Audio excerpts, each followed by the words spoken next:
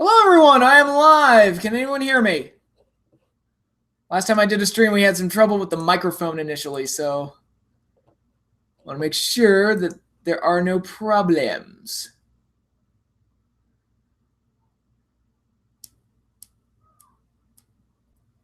Hello there, Jedi Alex.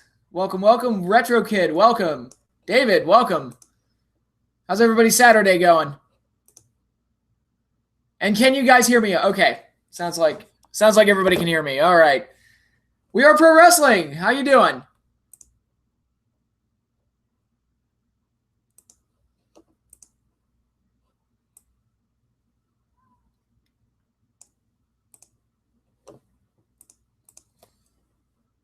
Just taking care of some things before we get started here.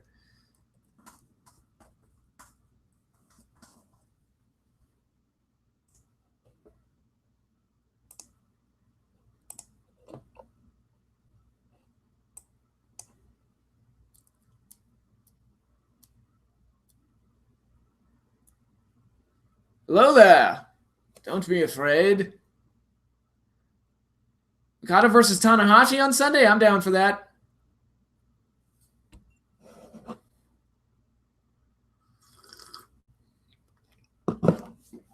Oh.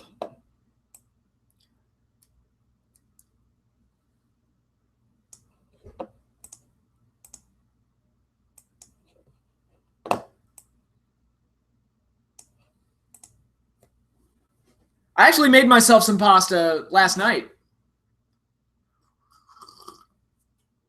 That was because I eat a lot of chicken breasts because that's a big part of my diet, you know, heavy on protein and everything. So I had one leftover chicken breast, so I decided to make some pasta and mix it in with the chicken. So I had a nice little dinner there. Sorry I missed out on your Hell in a Cell stream. Are those going to be a regular thing, post pay-per-view streams? They're not going to be a regular thing, but I will do them from time to time. Cody versus Juice. All right. Actually, we've got Ring of Honor Death Before Dishonor coming up. Might do a review of that.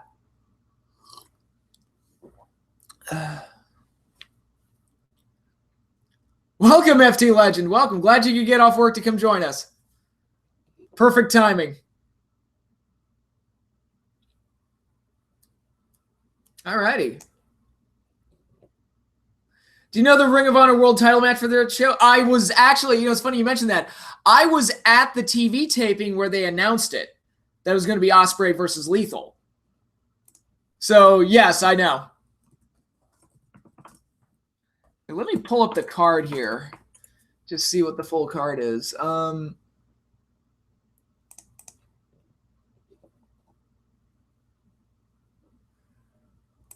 that's last year's. Where's this year's? Here we go. Yeah. Yep. Yeah, I was at the tapings, and I saw them set up Sakai versus Dashwood. I saw them set up Lethal versus Ospreay. There was a lot of build-up between Bully Ray and Flip Gordon and that whole feud, so there's going to be a tables match. That's not a surprise. So it's Bully and Silas versus Flip and Colt in a tables match, so no surprise there. Punishment Martinez versus Chris Sabin, that had already been set up. And Briscoes versus Daniels and Kazarian, they've been setting that up for a while. So, yeah. And some of the stuff they've been building up for a while. Yes, I do enjoy nibbling on breasts. I sure do. I would be very surprised if Ospreay won the belt, but it'll be a fun match regardless. Yeah, Lucha Underground this week was crazy. I'm going to talk about that in just a minute. But yeah, that's wow. John Christoph, I'm sorry, I'm going to mispronounce Christophic. Welcome to the stream. Welcome back. Been on my journey of watching all the Tokyo Dome shows. Ooh, cool. Yeah, I watched all the Wrestle Kingdoms. I haven't gone back and watched all the other Tokyo Dome shows that preceded it, though. Tennille is hot as hell. She's pretty nice on the eyes. Thoughts on NXT this week? I'm going to talk about that in just a minute. Where I guess I'll just jump right into that now. Well, okay, first some administrative stuff. We'll get that out of the way. So, welcome everybody to the stream. We're going to be watching Clash of Champions in Saturday night's main event, as per usual with these streams. Couple of very interesting episodes this week. It'll be, well, really the major thing this week is that we're getting a lot of like big superstar matchups. Hogan versus Flair, Austin versus Steamboat, Bret Hart versus Ted DiBiase, Warrior versus Slaughter. There's a lot of like, Hall of Famers involved in big matches. Fernando Estrada, welcome. Welcome to the stream. Wasn't there a WCW Starrcade that was WCW versus New Japan? I believe that was 95. It was all like interpromotional. But anyway, yeah, so we're going to be watching all of that. But before I jump into that, a couple updates on some of the videos I'm working on. Okay, first Kaiju movie review video. I'm working on it. I swear I'm working on it. My goal is to have it posted by tomorrow morning. That's my goal. We'll see if so literally once I'm done with the stream here, I'm going to finish up working on that video, and that should be posted sometime tomorrow morning. Again, fingers crossed. Hopefully everything goes according to plan and I'm able to get it all done. And then one thing that will not be happening is next week's stream, because I'm going to be in New York for a wedding. So there will be no Saturday night's main event Clash of Champions stream next week. I know you're all disappointed, but you should dedicate part of the stream to recording part of those movie reviews. That would be very weird. Like film myself recording the movie reviews, and then I see what you're saying. Like working the movie reviews as part of the stream. Maybe. I don't know why, but I kind of like to keep my movie reviews and my wrestling stuff separate. I'm going to be in Rochester, New York for a wedding. That's going to be taking up most of my weekend, so there will not be a stream next week. What you will be getting next week, however, my next Star Wars book review, which I don't want to spoil what it is, but that one will be coming up next week. It's a neat little weird one, which I'm kind of excited to talk about. And my next top 10 is coming up. That one I will spoil. It's going to be my top 10 worst cage match variations. So that one's going to be fun. Rochester is like a 7-hour drive from where I live. It's like a 6-hour drive from where I am. So yeah, it's going to be quite the trip. I'm kind of looking forward to it. It's going to be a nice little trip. Punjabi prison better be number 1. I hope Jake Roberts doesn't crash the wedding. I hope he does. I'll ask for his autograph. Say, hey, before the Cobra pops out of the box, can I get your autograph, Mr. Roberts? So yeah, we're going to be taking a break from the streams. I've already made that point, but I've got a couple of videos lined up for you next week, and I might have time to film a video while I'm up there in New York. I might film a review for Ring of Honor: Death Before Dishonor, and talk about Shawn Michaels' return to the ring, which I have some thoughts on that.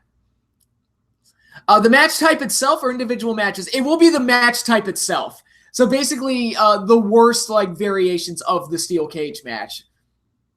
Kennel from Hell is number 1. The stupid TNA Dome should be on those. See, y'all are already, you've already got ideas. Y'all are thinking. I like it. And the fact that I could come up with 10 is kind of shocking, but there you go. Doomsday Cage, I'm seeing that pop up. Yeah, I'm going to have some thoughts on some things to say about HBK's return to the ring. I've got some thoughts. So I'm going to be putting that down in a video. You'll probably be getting that from me while I'm in New York. Vinnie Mac, welcome. What was the triple cage match in WCW again? That was just, it was just the triple decker cage. Didn't really have a name, did it? We just called it the triple cage. What's the Doomsday Cage? Oh God, go watch Uncensored 96. That's, oh my God, that would, I get like horrible flashbacks whenever I think of that match. That one is just the lot. You want to talk about no psychology in a match that makes no fucking sense? Go watch that match. Barbed wire steel cage. Yeah, I'm trying to think of the times that's been done. Was JBL and Big Show the only time they did that? I think TNA did it a couple of times. Did a barbed wire cage.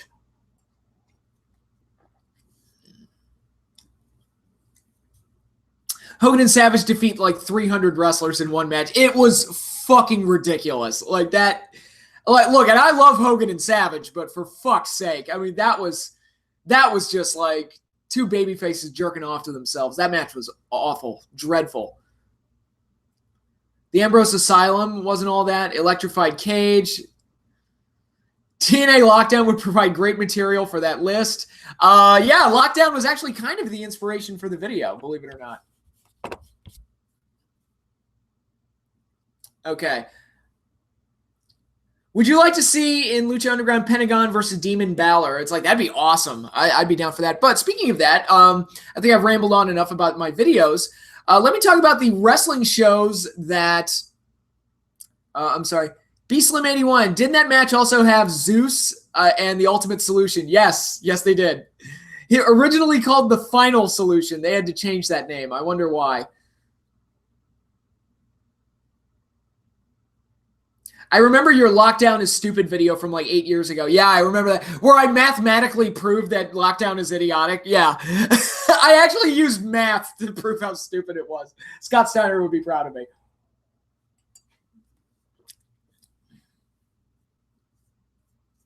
It's go watch the Doomsday Cage match for chuckles. Like, if you watch it for laughs, it's probably great. Do you think giving Ciampa music was a mistake? Not at least the champion, no. I think it was a nice little upgrade. So, but anyway, the shows I watched this week. There were 4 shows I watched this week. I watched Ring of Honor, which is the show I attended. So I basically got to see the show again. Impact Wrestling, their first episode from Mexico. Lucha Underground, which was a huge episode this week, and a huge episode of NXT as well. I'll start off with Ring of Honor, since I already saw it weeks ago. Good episode. Really good stuff. Like I said, they set up a bunch of stuff for Death Before Dishonor. I think Bully Ray is outstanding as a heel. I think he is great. And the match with Flip Gordon, where literally the bell rang and he just low blowed him, I thought was some great heel stuff. I know a lot of like marks and, you know, the star rating type guys don't like that type of stuff. I love it. It's like, dude, it's the heel getting heat. I think it's great. ROH live or on TV? I watched their TV show, and this was an episode I attended the taping for a few weeks back. Yeah, HBK's return, that's going to be a separate video. That's the first Patrick video I ever saw. What, my Lockdown video? That's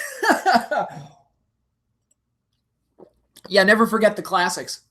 Yeah, no, I think Bully Ray's doing great, and I love him. I thought the 6-man tag main event was really good. I thought it was good in person, and then it was kind of reaffirmed. It was SCU versus the Briscoes and Punishment Martinez. I'm like, that was a pretty solid 6-man tag. Lethal getting his challenge from Will Ospreay was also cool to see. There was a huge pop in the arena that night when Ospreay showed up on the video wall. We were all like, yeah, Will Ospreay. That's awesome. So I thought Ring of Honor was a really good episode this week, and it was nice to see. It's like, oh, it wasn't just me in the live experience. It actually was a good episode. So I enjoyed that. TNA Impact's first episode from Mexico I thought was pretty solid as well. They're heading into Bound for Glory, but since they're in Mexico, they're also mixing in some Mexican talents and creating some matches out of that. Like we had Austin Aries versus Tejano, which admittedly wasn't a great match, but we got some solid build-up heading into Bound for Glory. I think Tessa Blanchard continues to be great. I think Austin Aries and his new group are actually doing pretty well. I think OVE continues to be a great presence on the show. I think the Lucha Brothers continue to deliver. So there's a lot of guys on that show that are actually doing pretty well. The LAX versus OGs match at Bound for Glory is going to be a concrete jungle street fight or something like that, which God only knows what that is. But first video of yours I saw was Why Do We Hate John Cena? Yeah. Oh God, I remember filming that thing. I discovered your channel in the build-up to WrestleMania 30 with your WrestleMania list. Oh, thank you. I remember I put a lot of time into those. Tessa might be the best American female not signed by WWE or NXT. That might be true. That might be true. Most overrated Mania matches. Yeah, I thought I was going to get a ton of heat for that one. I actually didn't. I do remember Spinnernet. I do. It was funny because him and True Slayer hated each other. and had like some drama going on there. And they both liked me for some reason. So I don't know. I guess I'm just likable. Why do you think that Impact are suddenly coming back? They've been the shits for years, and now there's a resurgence. I think it's just getting the right creative minds behind it. I think Scott D'Amore and Cyrus, they're just working hard to build a strong foundation to allow TNA to flourish, or Impact to flourish. And I think it's just a matter of getting the right people in charge of the ship. I wasn't mad, but I did raise an eyebrow at TLC too. I think the first one's better. I think the one from SummerSlam is better. I think the WrestleMania 2000 one is better. I think the one at 17, while not bad, I think it's just a spot fest that pales in comparison to what came before it. But everybody tells me TLC 2 is the best one, so what do I know? My first video of yours was 10 failed wrestling characters that could have worked. I had a lot of fun doing that one. Who doesn't like you? Oh, the girls I've dated. But that's that's another story. Yeah. Yeah, the Lucha Underground guys have added a lot to Impact as well. And speaking of that, we had Lucha Underground this week, which was a huge episode with really good matches and big moments. I thought, first of all, Evil Phoenix is awesome. I am loving Evil Phoenix.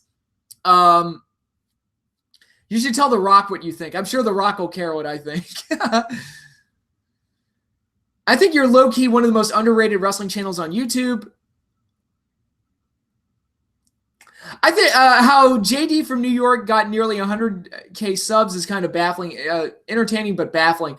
I think a lot of people like work really hard on their videos, and I really don't. I don't promote myself that much. I really don't. Like, I just kind of just come on here, do my shit, and that's it. And, you know, the people that like my work watch my work, and the people that don't watch it, don't watch it. It's just one of those things. I mean, I'm not really making a whole lot of money. I mean, I do monetize my videos, but I don't make a shitload of money off this, and I have a full-time job. So, you know, it's like, you know, this is just kind of a hobby. So I don't take it as seriously, I think, as a lot of other people do. Like, I've had some people tell me I should open up a Patreon. I'm like, why? Like, you know, I would feel bad taking money from people for something I don't put a lot of effort into, to be perfectly honest. Showcasing the Immortals and the Godzilla review series are my favorite videos. Oh, thank you.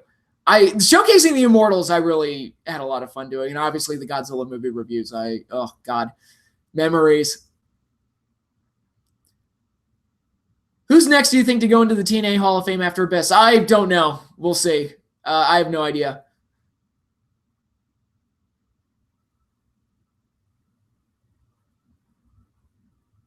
Do you think the meeting between WWE and Impact has some substance to it, or just a meeting with little to no importance?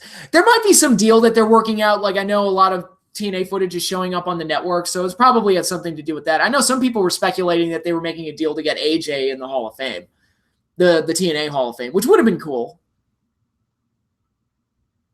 I was actually watching your Heisei Godzilla movie reviews yesterday for fun.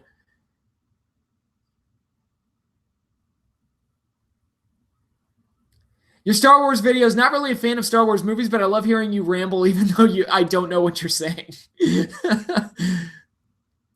Any chance of remaking, updating, showcasing the Immortals? Not for the foreseeable future, no. No, that would be like just way too hard to go into. I find your videos more entertaining when they're negative. Well, of course.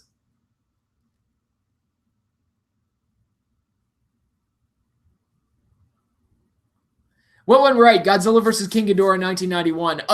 Awesome, crazy, batshit, insane ideas and awesome monster fights. But anyway, continuing what I was saying about Lucha Underground, Evil Phoenix is awesome.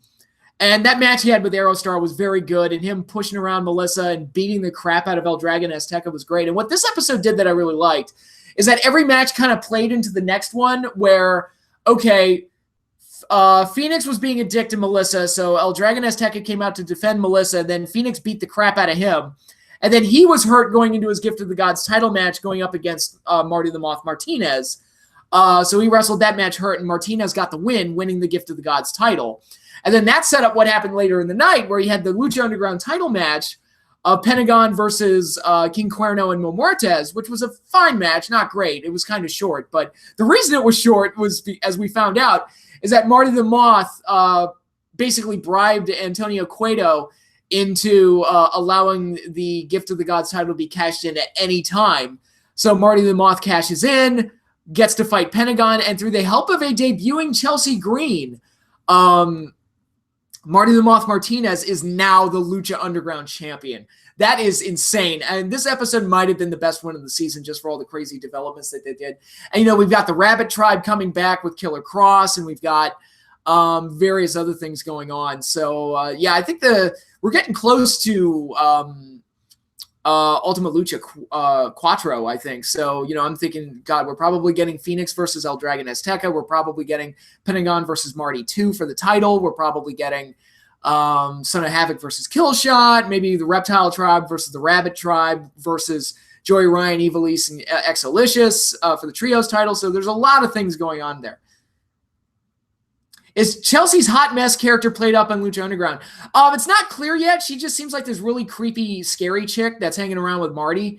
The hot mess thing, it doesn't look like they're doing the hot mess thing that they were doing in Impact, but looks like she's going to be placing a crazy chick. She's a brunette on this show and got about 10 times hotter in my eyes. It's like, she was always hot, but even with the fucked up makeup, but as a brunette, I'm like, damn, Chelsea's looking good. It's almost like Lucha Underground tells cohesive original stories. Yeah, they kind of do. Marty the Moth versus Marty Scurll. I think Marty the Moth might be the most underrated guy in the business. Willie Mack is in Lucha Underground. We haven't seen him since he lost a match to Mil Muertes. They had a really good match, the Haunted House match, but we haven't seen him since. You have to fight Zack Ryder to get at that hot mess. I'm like, I could take Zack Ryder.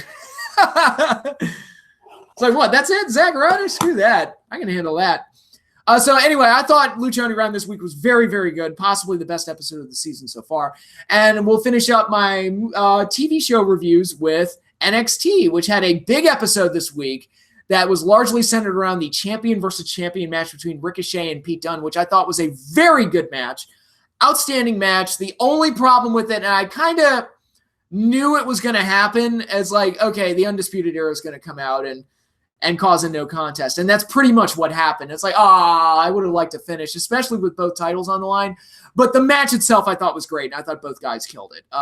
So if you're looking for an exciting match to watch this week, check out Pete Dunne and Ricochet. I thought they had a very, very good match. I'll call Kane and Cena for backup. I could outrun Kane at this point. Since Bayley's real last name is Martinez, is Marty the Moth her brother? I don't know, maybe. Today is the 22-year anniversary of the great HBK versus Mankind Mind Games match. Ooh, yeah, that's that one. Yeah, that might be the best match of Shawn Michaels' title reign. Either that or is Good Friends Better Enemies match with Diesel. The ending helped set up War Games, so at least it served a purpose. Yeah, I just expected it. It's like, oh man, this great match with 2 titles on the line is going to end with a no contest. But yeah, it wasn't like, the main event of a $40 pay-per-view. It was a weekly. I mean, to me, the match was a treat anyway. So it's kind of like when we got that in 2003, we got this title match between Undertaker and Kurt Angle. That was amazing. And it ended with a no contest. It's like, yeah, but, how often do you get matches like that for free? But can you out-mayor him? No, I cannot.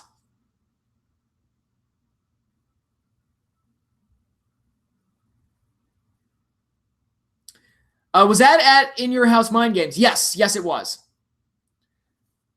Very good. Again, except for the finish, it was an excellent match. Because really, it felt like the match was just a roadblock to getting to another Undertaker versus Mankind championship match. Or not a championship match, but setting up the Buried Alive match that they would have the next pay-per-view. Although I will say it made perfect sense for Mankind to be in that spot because he beat Undertaker twice. It's like, well, damn, he should be number 1 contender. So yeah, those are my thoughts on the weekly episodes I watched this week. Some really good episodes. I thought ROH was really good. Impact was good. Lucha Underground was great. NXT was great. Just good stuff. Good stuff. I like it when I enjoy my wrestling every week. Makes me happy. So without further ado, we will jump right into Saturday night's main event. A big episode, or at least a significant episode. It's the last episode of Saturday night's main event's run on NBC. And it's funny because it wasn't originally supposed to be a Saturday night's main event. It was supposed to be an episode of the main event. You can tell by the banners that are up around the arena. It says the main event, not Saturday night's main event. So I guess you could say it switched places with the November episode.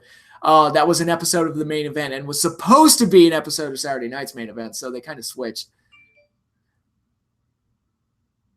I've heard people say that the Taker Mankind Boiler Room Brawl match hasn't aged well. Do you agree?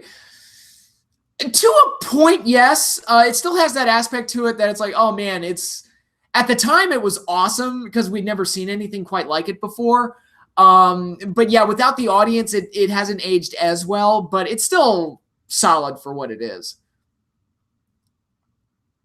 One of the wrestling cliches that always bugs me is having a title match on TV and you know there's going to be a screwy finish. Yeah, a lot of times it's true. I normally defend Raw. I actually enjoyed it this week, but I legit cannot remember one thing that happened apart from Lio Rush. That's one of the reasons I stopped watching Raw is that all their episodes were looking the same. I hear Lio Rush is doing really well, though, paired up with Lashley. Wait, Saturday night's main event is a thing again? I hope not. That should never come back. Did you know about the original Halloween special theater screening happening on September 27th? I did. I can't go to it, which is unfortunate, but I actually am attending a screening of Transformers the movie that same day. I believe that's the same day, if I'm not mistaken. Yeah, it's the same day. Yeah, so I'm going to Transformers the movie instead. You got the touch. You got the power. That was the show with the unaired Rockers Heart Foundation match. Yes. And that's why they changed it to an episode of the main event because they ripped out half an hour to lose the Rockers Heart Foundation match that they decided not to air. Apparently, there's a screening of Halloween on the 27th. Let's turn this into a Q&A stream. Haven't you basically done that at this point? But anyway, we're going to be starting with Saturday night's main event. It'll be the April 1991 episode. If you are following along on the network, you're going to go into shows, then Vault, Saturday night's main event, and then 1991, and look for the April 91 episode. There are only 2 episodes from 91, and one of them is the February episode that was actually an episode of the main event. Why they have the main event and Saturday night's main event grouped together, I don't know. The network's a mess. Stan Bush is an American hero. Yes, he is. Has Drake Maverick managing the AOP been explained yet? I have no idea. I saw a picture of him with the AOP. It's like, yeah, but we couldn't have Paul Ellering. Yeah, okay. That's fine. It's fine. I'm not angry at all. I guess they're trying to turn Drake Maverick into like the Spike Dudley. So is he still the commissioner of 205 Live? Or what's the deal there?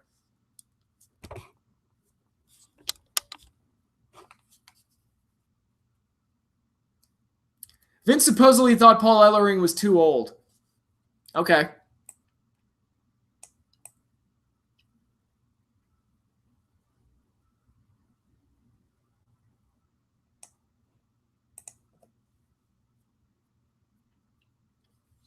Which is a better remake, RoboCop 2014 or Total Recall 2014? I didn't see either one. I said, fuck it. I ain't watching that. So, again, Ellering didn't want to be on the road. It was his choice. I heard there was an interview where he said he didn't mind going on the road. So it's like I'm getting conflicting reports here. I think he's still the 205 GM, which makes even less sense.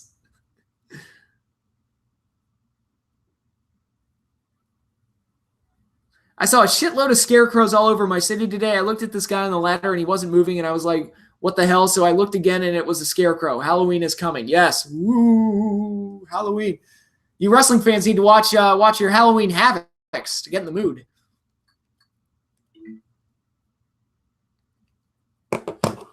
Okay, so we are going to get started with Saturday night's main event, April 1991, episode 29, the last episode on NBC.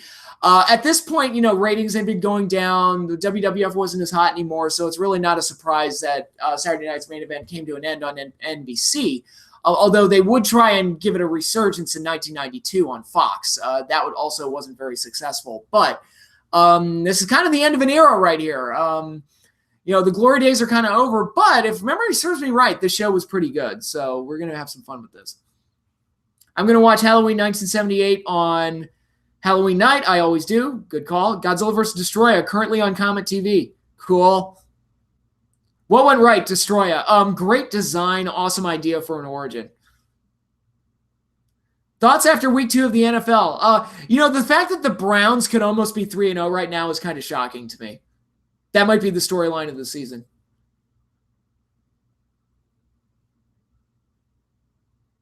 What went wrong? The Halloween movie series. What went wrong was they kept going back to the Michael Myers well, and they kept explaining a little bit more of his backstory. And to me,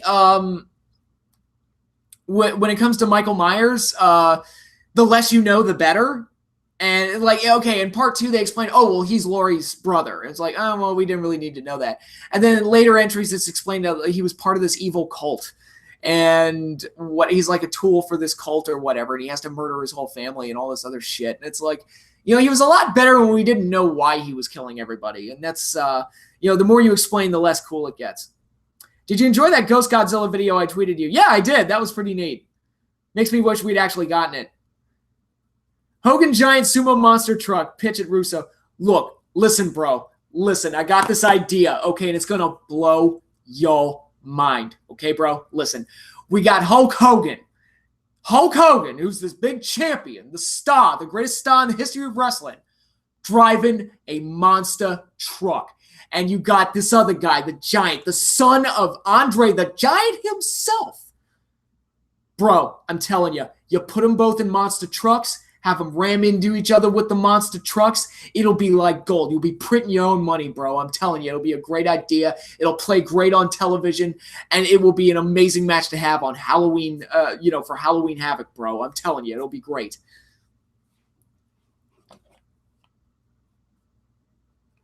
They could do Godzilla versus Ghost Godzilla for the 100th anniversary. If I'm still around for that, that'd be cool. What went wrong? Michael Bay's Transformers films. Michael Bay is a crazy lunatic. Alrighty, guys, we're ready to start. We're going to watch Saturday night's main event. Dear God, I love your Russo. Well, thank you. All right, we're going to get started in 5, 4, 3, 2, 1.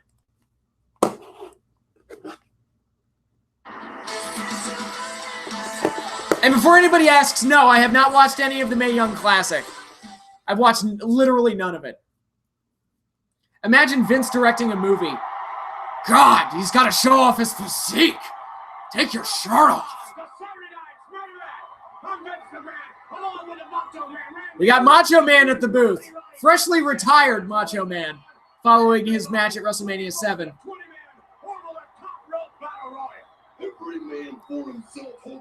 Did you hear that Rey Mysterio signed a 2-year contract with WWE? I did. It'll be interesting to see what he does. Toni Storm was on the NYC this week. That's cool. She's probably going to win the thing, if I had to guess. The Ultimate Warrior.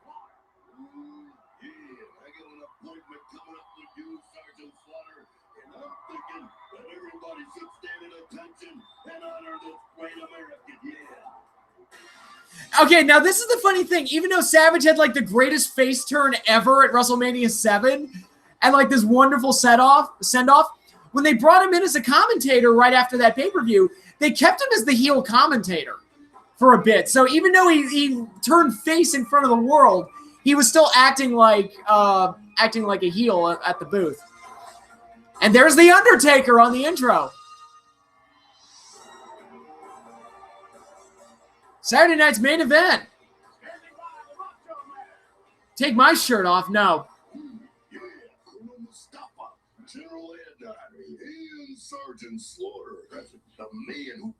Halloween or Nightmare on Elm Street? The original Halloween, but I love Nightmare on Elm Street.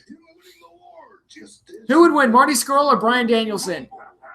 I don't know. Whoever the booker decides. And you're right. I defeated that Ultimate Puke at the Royal Rumble for the World Wrestling Federation Championship. However, at WrestleMania 7, Hogan, you can see the main event better. Yeah, like I said.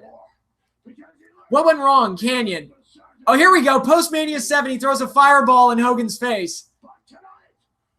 Yep. No, I'm facing the Ultimate Puke. Are you hyped for Creed? Are you hyped for Creed 2? Absolutely. Ultimate puke, yeah. It's a great insult. What went wrong with Kanyon? Talented guy that didn't get the proper opportunities. And then he went to WWF after WCW closed, and he was never going to get pushed there. So, were there any matches you watched as a child that you didn't understand the gravity of until you got older? I can't think of any. No, because back as a kid, like every match was a big deal to me. And here we go. This is now we're seeing footage of the famous segment where the Undertaker locked Ultimate Warrior in the casket. That's a great segment. Kind of scary, actually. The minutes seem like hours as outside the casket, a number of individuals tried to extricate you from the coffin. What do you think truly makes a great commentary team? Humanity, where their reactions have to be genuine. That's a nice touch, by the way. I love that, like, the covering on the casket lid is, like, ripped and torn because Warrior was trying to, like, pull his way out and push his way out. I think that's a nice touch. But what makes a great commentary team? Yeah, they have to sound natural. Their reactions have to be genuine. They have to be knowledgeable. And, you know, they have to tell the stories properly. And it helps to have chemistry with each other, and that's where the heel-face dynamic kind of helps with that. Bro, we're going to lock you in a casket, bro. I'm telling you, it's a great idea. $1 million idea, bro. Final thoughts.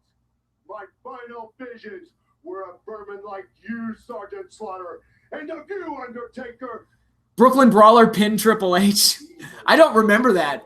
Tonight will be your mother of all battles. I, Sergeant Slaughter, bring you the ultimate battle. Wow, Warrior actually almost made sense there. Yeah, Cole reading off the script when Shane jumped off the cell. It's like, how the fuck? Why do you need a scripted response for something like that? That's ridiculous. Like, dude, if you can't get a natural reaction out of something like that, then you shouldn't be at the booth.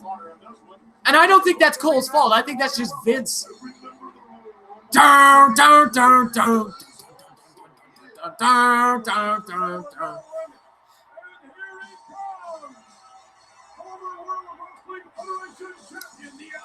Yeah, for WrestleMania 7, I think it's a combination of the two. I think that they did get threats, but there's no way they would have sold out 100,000. Not at that point.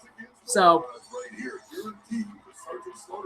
who would win? The Addiction versus the Revival. That match would be great. Yeah, that would be. I don't know who would win, but it'd be great. Fun to watch.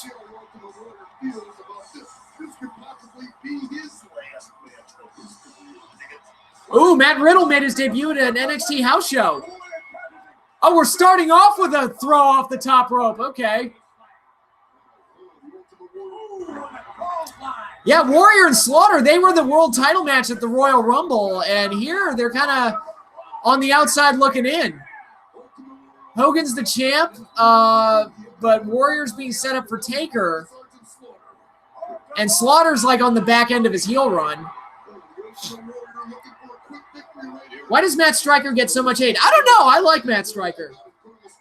What would an Ultimate Warrior promo be like without cocaine? Hopefully coherent. What would your review of December to Dismember be like if you did it immediately after the show?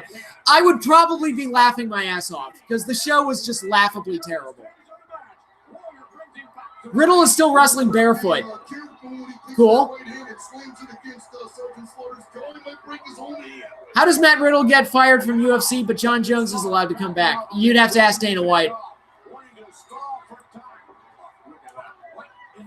But yeah, big match here. Sergeant Slaughter, the last two champions before Hogan.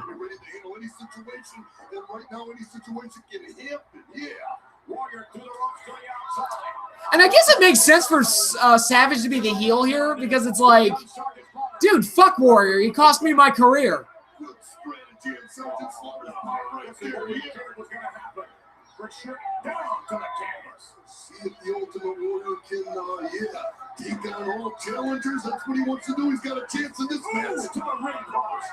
Sergeant Slaughter in firm control of the Warrior here. One-on-one is one thing, but Sergeant Slaughter with his entourage on the outside is something else. I'm going to tell you. Yeah, right there, Ultimate Warrior. He's also a felon, yeah. Jones is a draw and also a felon, yeah.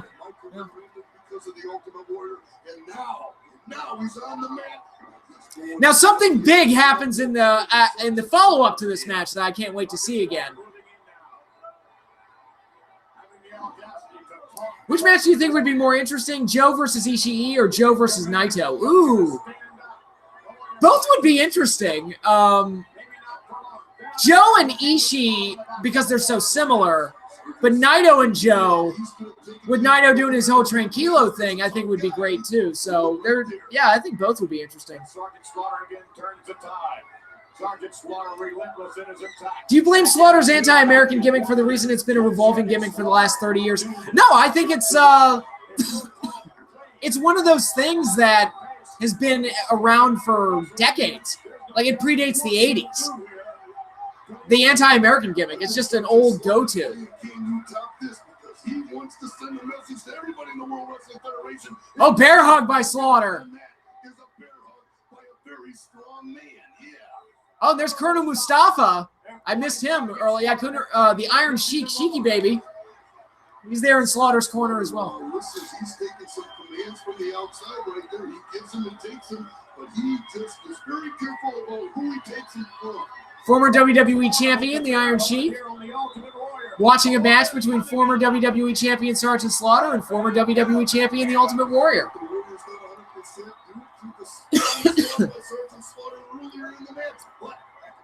Did you hear about WWE confiscating signs at Hell in a Cell that were anti-Charlotte? I did hear about that, and I'm not surprised. Inside that coffin, trying to scratch his way out. Sergeant Slaughter continuing to attack into the lower back. When you're done with Saturday Night's Main Event, can you do your reactions to all the Tokyo Dome shows? That might be a little bit more time-consuming. I don't know. I've also got some other ideas. Thoughts on the SpongeBob Sweet Victory episode? That's a sweet-ass song, isn't it? That Sweet Victory song, that thing kicks ass. Isn't the anti-American storyline racist? Not necessarily. I mean, Slaughter's white and he hates America, so, you know, anybody can be anti-American. Equal opportunity. There's a hilarious sign that was taken away that said, "I'm only here because All In sold out." Oh, shit.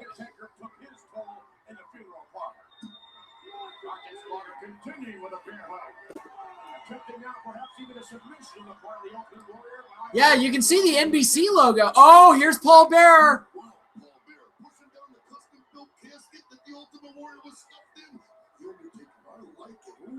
Paul Bearer wheeling a casket down.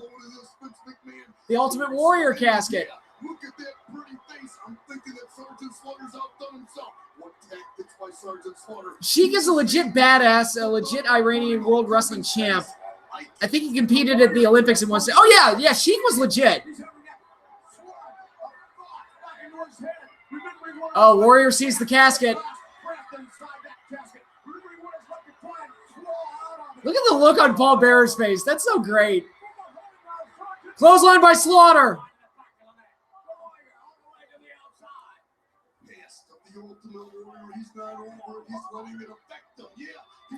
How do you think a Right to Censor style SJW faction would go over in WWE today? I think it would be a great idea. It would never fly because you can't, because like the SJW mindset is the mainstream opinion. It's like you have to be accepting of literally everything. And if you don't agree, you're a Nazi, a bigot, or whatever. So I think it would be a great gimmick. I would be all on board for it, but they'll never do it. Kind of the whole like righteous indignation, crazy like moralizing preacher types. Because that's really the joke. Like the SJWs, they really are the new religious right. And nobody else wants to say it, but I'll say it. They're like a bunch of anti-fun, crazy people that are looking to get offended by everything. Warrior's making his comeback. So I think it would be an awesome gimmick, but it'll never fly. In the same way that Right to Censor was a great gimmick, where it's like, yeah, what a great way to get heat. Oh, he opened the casket. Undertaker's in the casket. The Undertaker making his Saturday night's main event debut. Sheik versus Suzuki. Sheik in his prime versus Suzuki would be good. Scott Steiner. I love 2000 Scott Steiner, yes.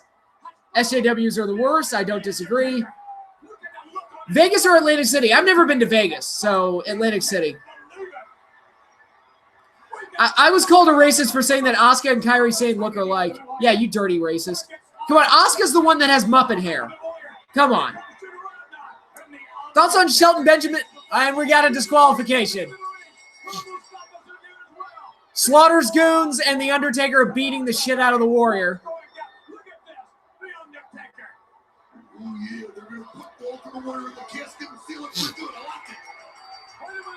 And here comes Hulk Hogan, who is wearing the WWF title belt for some reason. Goes after Mustafa, goes after Adnan.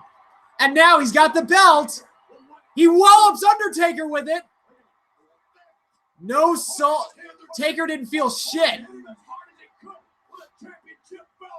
And now Hogan goes after Slaughter. And now, if memory serves me right, this is the first time that Hogan and Undertaker interacted on TV before. Now we got Warrior and Undertaker going at it inside the ring. That was a great feud, by the way. Undertaker and Warrior. You know, okay, Hogan's chasing Slaughter to the back. And now we've got Warrior and Undertaker in the ring. Wasn't Nydia hot? She had like a white trash kind of hotness to her in a way, yeah. Of course, she was also, that was her gimmick. She was paired up with Jamie Nobleboy. It's not the belt, it's the title pad. Sorry, my mistake. You and Harry Potter look alike because you wear glasses. I don't have a scar, though. Actually, you know what I do? I have a scar in between my eyes. It's not Thunderbolt shape, though. Do you think people were getting tired of Hogan at this point or still at his popularity peak like the mid-'80s? I think he was still over with the audience, but I think like the audience was slowly dwindling. So, yeah, I think people were getting tired of him. But, yeah, this set up the SummerSlam main event. This set up Undertaker and Hogan down at Survivor Series. There's Pat Patterson, and there's Rene Goulet. We got a Battle Royal night. That is a weird friggin' logo. Wow, that was crazy. That was fun. I enjoyed that. When you wear your sunglasses, you look like Agent Smith. Thanks. Right now, let's take you over to Mean Gene Okerlund. All right, I'm here with the World Wrestling. Shut up, Jimmy. Yeah, that Steiner bit with Tenay, yeah, that was great. I love that. Were you getting tired of Hogan in 91? Not really, because I was a kid. I was only 6 at that point, so. Yes, ugly and scummy, but they're not nasty. We're going to beat the crazy right out of you two monkeys and rip your pants out. Whoa! Yeah! We're going to rip your stinking arms. The Nasty Boys versus the Bushwhackers for the tag titles.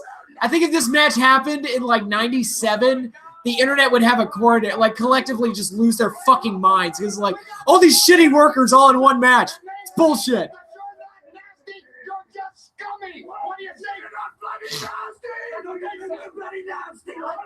What did you think of Mike Tenay on commentary? I liked him a lot. He provided a lot of knowledge.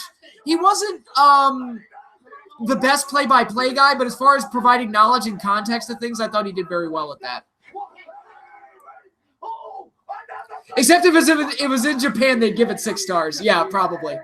It didn't happen in the Tokyo Dome, so it only gets -3 stars.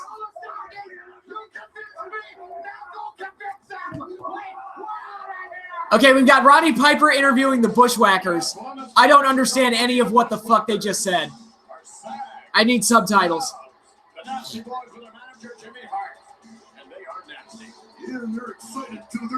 You were 16.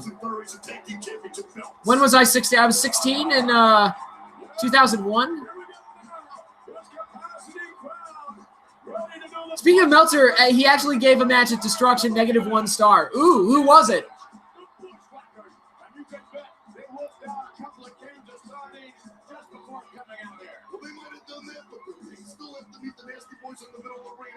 Why do you think Vince had a hard-on for Taker in 91? I think he just saw the gimmick and saw how it got over. He's like, oh my God, this will work great with Warrior and Hogan. And he wasn't wrong. Like, it was a natural chemistry there. Can we get a guest appearance on the stream from who?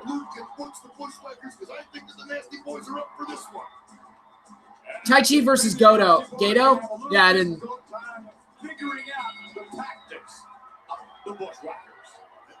You do not get that. No. Alexa is dead. She's never coming back. Did you ever hear about Jericho and the match in the Tokyo Dome where he had the Liger suit? I have heard that, yes.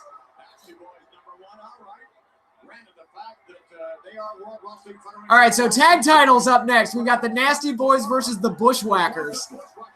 Not expecting a lot of high-class wrestling in this one. They've already mentioned that the Legion of Doom are the #1 contenders. Also leading into SummerSlam. Alexa and Sasha are supposedly both injured. Damn. Yeah, I buried Alexa. She's never coming back.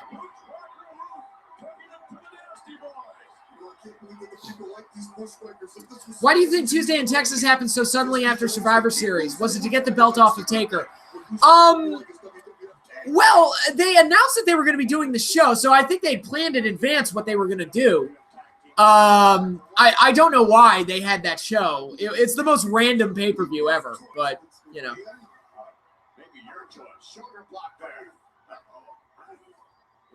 Read the room, Patrick. Your viewers want Alexa. Fair point. But Alexa also works better as an accident. So if you start, like, planning it and staging it, then it's not fun anymore. Which wrestlers would you say have the most repetitive matches? Oh, a lot of guys. Up there's Bushwhackers, 2 clotheslines, and down go the Nasty Boys. A lot of top guys like the Dudley Boys, Rob Van Dam, Ric Flair. I mean, those guys, like, they got to a point where their TV matches, I could set a stopwatch to them and call the spots before they happen. What did you think about the ending to the Braun Roman Hell in a Cell match? Check out my review of Hell in a Cell. I didn't like it.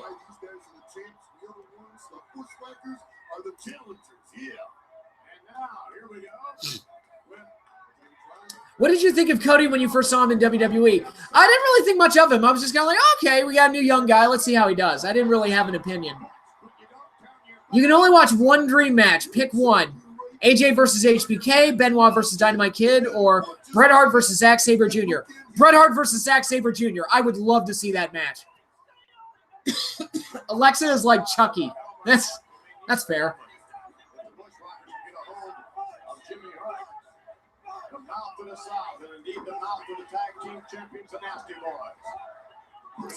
Hogan, like, the ending was always the same, but like the formula was the same, but the spots weren't always the same. Cena, yes, Cena was extremely repetitive. Yeah, it's like every top guy, it's like they have to develop like a TV WWF formula. Oh, Bushwhackers almost won the titles there. Could you imagine if the Bushwhackers won the tag titles? Battering Ram. Battering Ram. Which might be the dumbest tag team finisher ever. Cleared the ring again.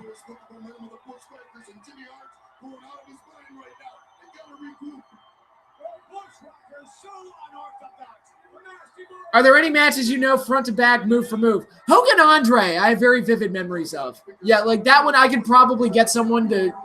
I could probably get somebody to help me, and we could probably reenact that entire match.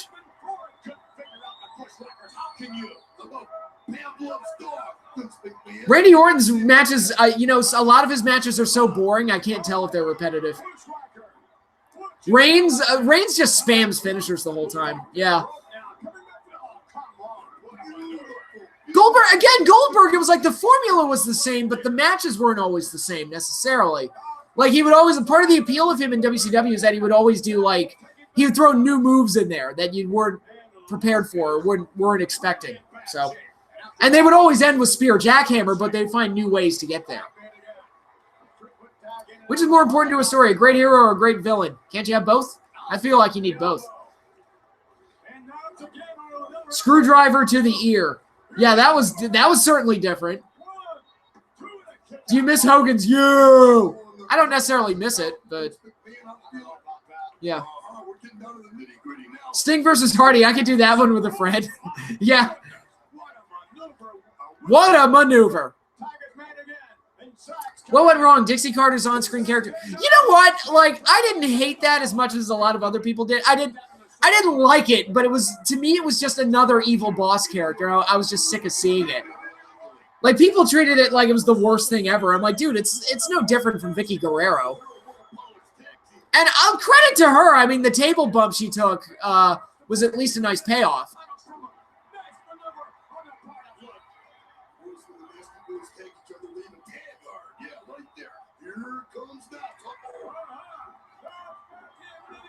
Do you think Ted DiBiase would make a good actor? I'm not sure. Maybe.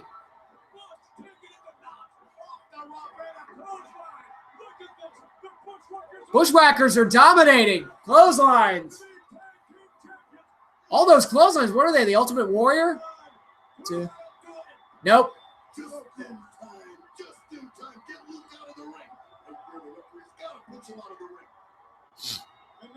Vicky, I'm sorry. I thought Vicky was terrible. Like, as far as, like, an on-screen presence, I thought she was bad. She got heat. I'm not denying that she didn't, but it was like, for me, it was like, change the channel heat.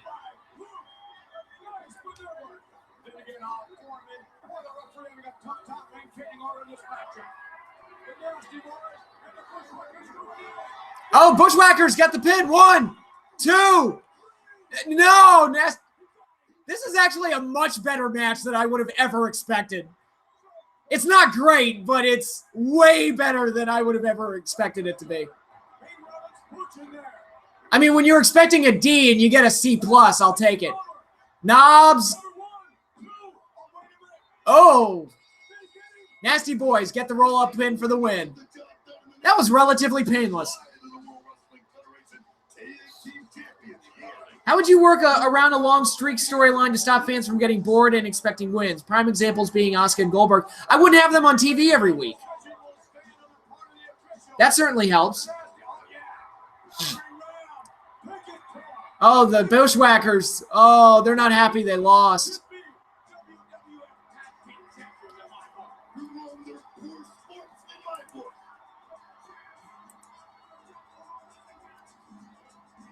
Do you think Impact should ever go back to the Impact Zone? No.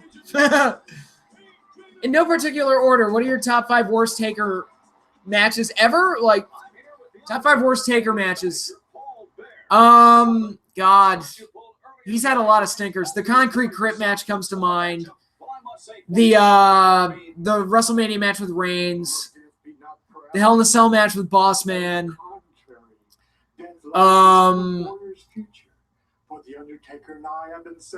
The 45 matches he had with Kane after their, like, I like their Inferno match. I like their WrestleMania 14 match, and virtually everything after that, I'm kind of like, nah, we're okay. The Undertaker will never stop. So give in, warrior. Take a look on the sunny side.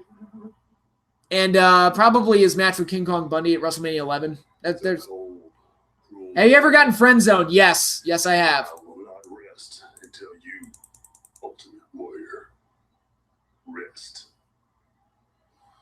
Peace. Should Hardy's last words on WWE TV be, I shall fade away and classify myself as obsolete? I would mark if they did.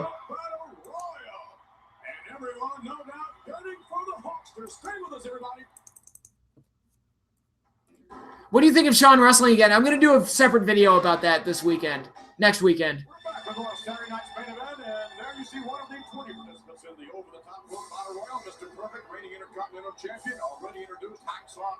The time Taker jobbed to Great Khali. Yeah, I remember that. He jobbed to the judo chop. Okay, we've got a battle royal, guys. We haven't had a battle royal in Saturday night's main event since '87, right before Mania 3. Okay, I see the Barbarian. I see Mr. Perfect. I see Snuka. I see Duggan.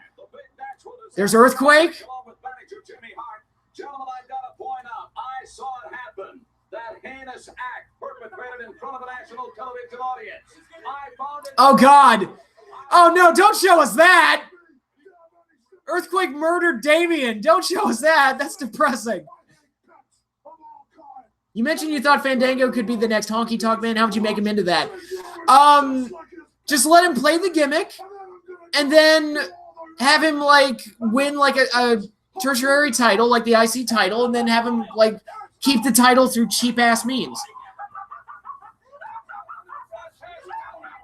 Oh, that's a nice touch. They're shaking the camera as Earthquake jumps. Yeah, take the Snake Roberts. It seems to me like you've lost more than a friend. You've lost the symbol of your very being, right or wrong.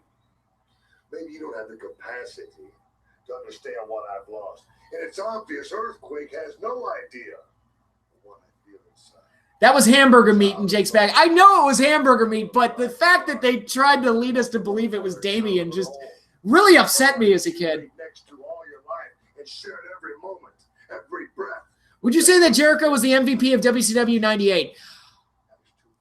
I would probably lean towards Goldberg as far as, like, big star power, but as far as quality work, yeah, I'd say Jericho was up there. Thoughts on Eric Flowers? I want him dead. I want him off my team, and I want him dead. That's a bit extreme, I know, but I don't know how he has a starting job in the NFL. I really don't. Okay, I see the Rockers. I see the Warlord. See Greg Valentine, and here comes Jake Roberts.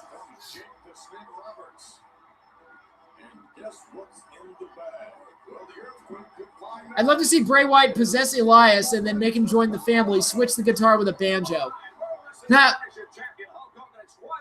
which wrestler in WWE history had the most 4 or 5-star matches, in your opinion? I don't do star ratings, but if I had to pull a name off the top of my head, I'd probably say Shawn. Do you remember Mike Adamle? Unfortunately, yes, I do. As far as me and all my Hulkamaniacs go, this Battle Royal is nothing but another test, brother. What you gotta realize right now. You got Hulk Hogan in a Battle Royal, brother. When I step in that Battle Royal, I know I have no friends. I'm gonna see red.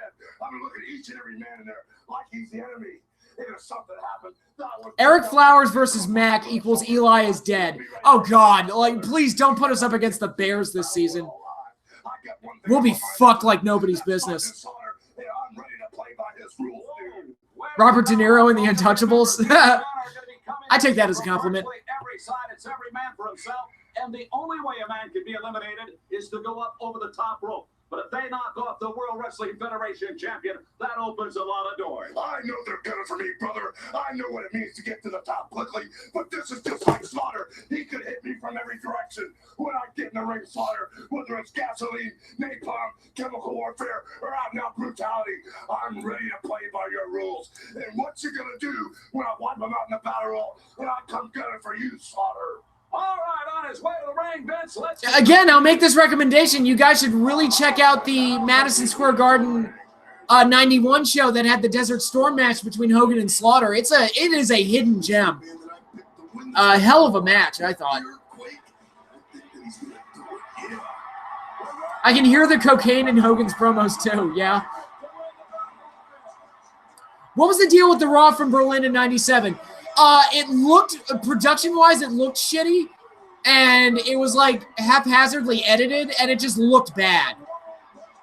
And it got, like, a really low rating. And that was what pissed Vince off enough to kind of go in a new direction. I see the Texas Tornado. He's going right after Earthquake. And the Battle Royal begins.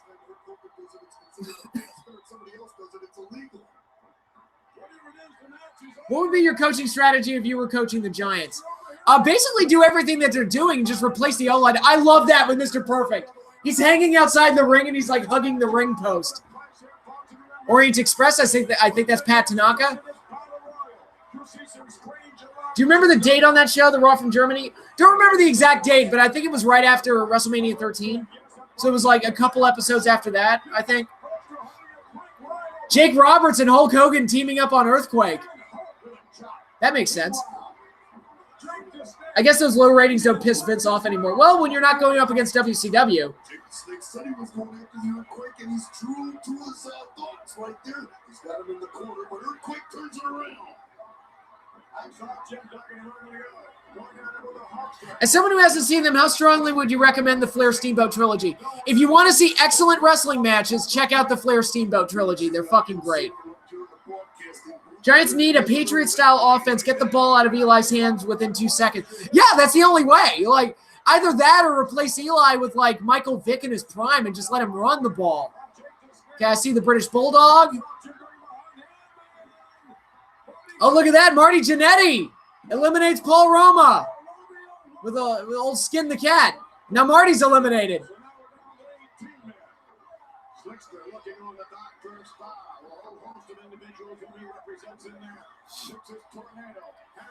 Yep, there's Greg Valentine. Thank God, no longer dressed up as like an Elvis rehash.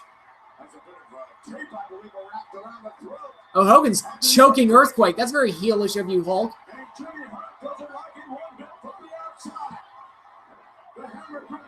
How would you improve modern-day WWE house shows? One thing I would do is that I would have them count towards what happens on TV. And maybe on Raw, like, show highlights of what – this is what you missed at live events around the country, blah, blah, blah. And do something like that. Have stuff actually happen at the house shows that make people want to go see them. Do you remember the Bret Hart versus 1-2-3 Kid match from Raw 94? Yes, I do. It's an excellent match. Mr. Perfect hanging on. Let me tell you something, Earthquake is all over that ring. He is all over that ring. I guarantee you that. He's going to be the eventual winner here. So why did the Shape grab that kid and just let him go on Halloween? Why do you think he did? That's why Michael Myers is so great. We don't know. We don't know why he does any of what he does, and that's what makes him so scary.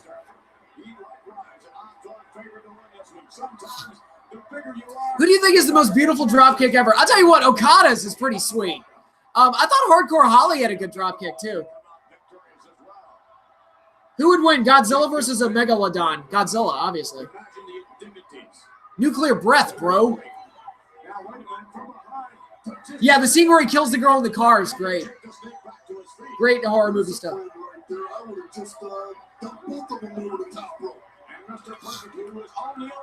Yeah, some people grew up with this as their WWE. This is their wrestling. So, Kota Ibushi has a pretty sweet dropkick too. Yeah. Orton had one. I don't know if Orton can still do it. I don't recall. But that was one of the things that I noticed about Orton early on. Is like he's got a really sweet dropkick.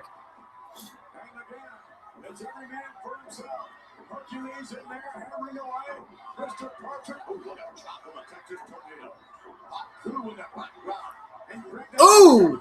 Look at Shawn fighting his way out. Shawn Michaels.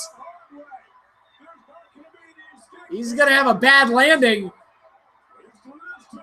Look at Perfect sneaking in and out of the ring like that. Hogan goes after Perfect.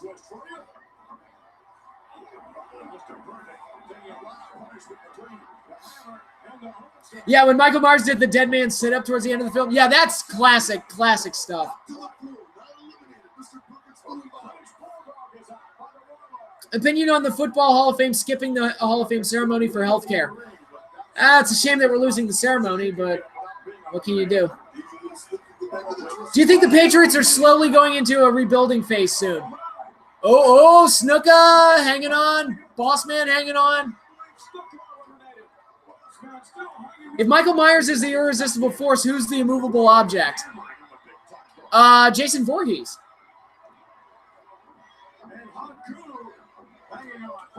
Hashtag not my wrestling.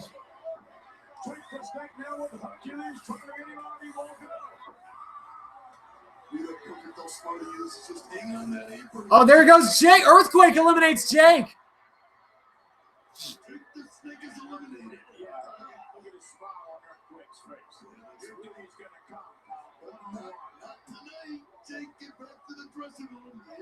Who would win, Jason and Leatherface versus the Shape and Freddy? Well, it depends. Are they in the dream world or are they in the real world? If they're in the dream world, they have an advantage. Oh, Jake Roberts just pulled out Lucifer. That was the second snake. That snake's acting pretty aggressive, too.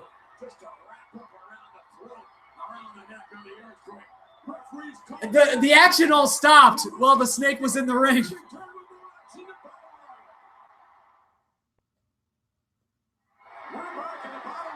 Yeah, Simpsons Treehouse of Horror. That's, oh God, those are classic. The Shinning is, to me, the Shinning is still the best one that they ever did. What would you like to see if Yano, New Day, and Joey Ryan interacted? I guess just to watch them do their trademark stuff. I mean, I'd love to see Joey do his stuff and Yano do his stuff. Uh-oh. We got Hulk Hogan and Tugboat going at it. Stop calling him the Tugster.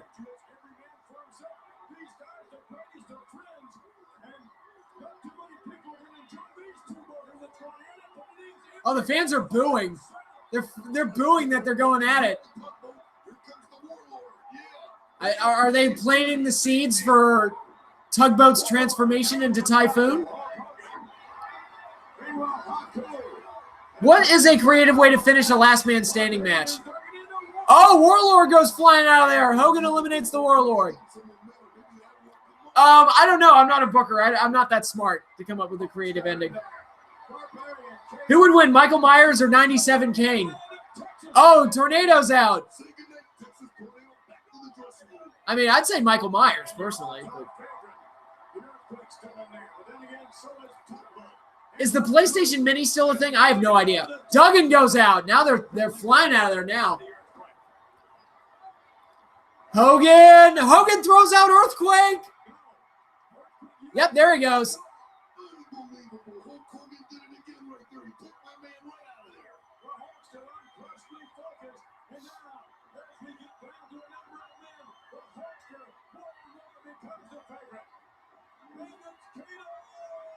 Oh, and Tugboat!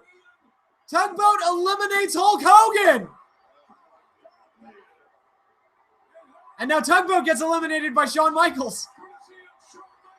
Now Hercules gets thrown out by Boss Man. Oh, there's Kyoto. I see Mike Kyoto. Who's left? We've got Greg Valentine. We got Mr. Perfect. We've got Boss Man. We've got Barbarian. Shawn Michaels. Haku. And I think that's our last 6. Thoughts on Space Jam 2? I was never a huge fan of Space Jam 1, so I'm not stoked for this like a lot of other people are, but I love the Looney Tunes, but hopefully it's good. Drop kick, and Boss Man gets thrown out.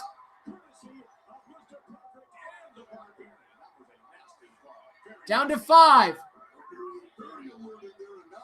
Do you know who wins? I actually don't remember. I don't remember who wins this. I think based on who's left, I would say Perfect. I mean, it's got to be Perfect, right? Oh! I mean, Shawn Michaels is the top babyface left in this thing. Okay, we've got Shawn, Perfect, Valentine, and the Barbarian. Favorite Lord of the Rings book or movie? Book, I like them all. To me, it's all just one book. Movie, I think my favorite movie is... That's hard to say because they're all... Oh, drop kick by Shawn and Perfect goes down. I'm going to say favorite movie is probably, even with its flaws, I would say Return of the King. Oh, Mr. Perfect. Shawn gets flipped over and Perfect bumps him off. Shawn Michaels eliminated by Mr. Perfect. So the top babyface left in this thing is Greg the Hammer Valentine. I think Mr. Perfect's winning this thing. Just a guess. Who Framed Roger Rabbit was amazing? Yes, it was. Love that movie. Do you think Halloween would be any better or worse if they got Peter Cushing or Christopher Lee to play Dr. Loomis? I mean, they're great actors, and they would have been great in that role, but I can't unsee Donald Pleasance as that character. So, if you could recommend 2 or 3 Mr. Perfect matches, what would be your picks? The match with Bret at SummerSlam 91. The match with Boss Man at WrestleMania 7. And the match with Tito Santana from Saturday night's main event. What's the most defining moment of your life so far? Jesus, that's a heavy question. I don't know. That's a heavy question. What went wrong? The Hobbit movies. Plural movies. It never needed to be 3 movies. Drop kick by Perfect, but he missed it. Hit the Barbarian. Greg eliminates the Barbarian.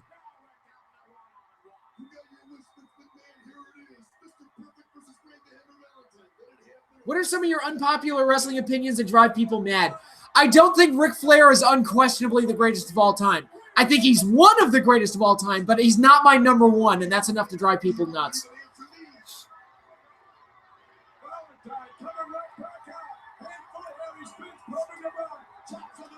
What went wrong? The Denver Nuggets episode of Raw. I did an entire video about that. I never need to talk about that again. Oh, perfect! Takes a back elbow. Atomic drop. Into the boom. He goes into the turnbuckle. Boom. Hammer. Look at Greg go. Maybe he could have been a baby face. Look at this.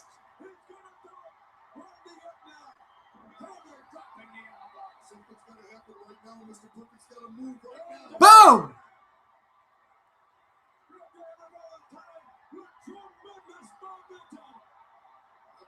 What went wrong? Kevin Owens on the main roster. Poor booking.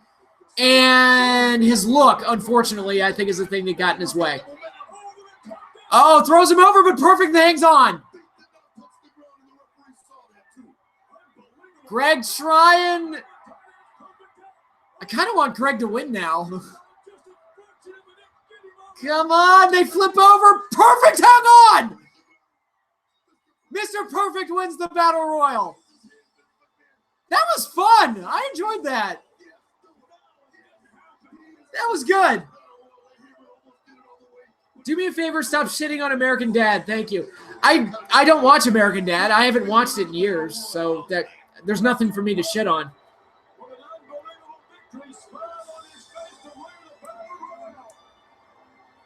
I've gotten in trouble for saying that Taker versus Shawn at Mania 25 is overrated. Yeah, that's enough to get you lynched.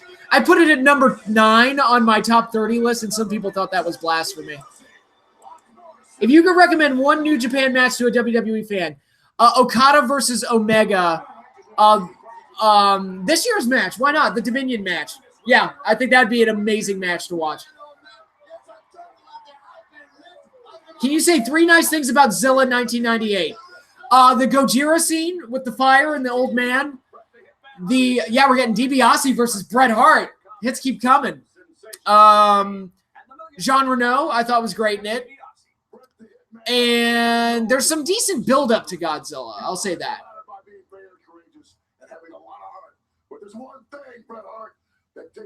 People get pissed off at me because I said that Cena is terrible to watch. I mean, you're not wrong.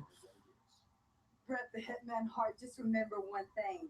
Money is not everything, but money is the only thing. And frankly, the $1 Million Man has more money than you. Trouble by who? The wrestling police? No, just like the online people, they look at you like you've got like 6 heads, and they start going, well, you're an idiot. But I could also be a very generous man. And I've got a present for you. The same present that I gave. Why do you think heels are getting cheered more over time? Because the baby faces suck. That's why. I've been leaning on a lot of people, and tonight I'm going to lean on you, Bret Hart. This is for you. That's McMahon. Let's get back to you. Lucky me, G, perhaps a comment from Roddy Piper. Well, first of all, Mr. DiBiase. Yeah, and Omega and Okada, like any of their matches are worth checking out. I think all their matches are great. What went wrong? David Flair got too much too soon. Should have never been in the spot that he was in at that point in his run. Have you decided which one is better between Okada versus Omega 2 or 4? No, I haven't. They're very close. I got in trouble for saying Taker should have retired 6 years ago. You're not wrong. Yeah, Sherry, who's with Ted DiBiase at this point.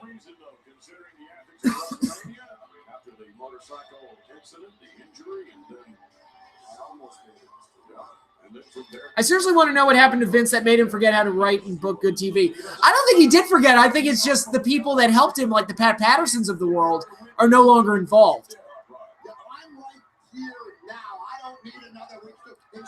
So this is an interesting matchup. Bret Hart, like fresh into his singles run, is working with a pretty big name in Ted DiBiase. So let's see how Bret looks up against one of the best heels in the business. One thing about DiBiase, and give credit where credit's due. Once DiBiase like that, he's got you. And now we got Roddy Piper on commentary. He knows how to stay on it, and he's a good enough wrestler once he grabs it. Okada 2 or 4, but people complain about Orton and Cena having so many matches. Cena and Orton have had way more matches than Okada and Omega.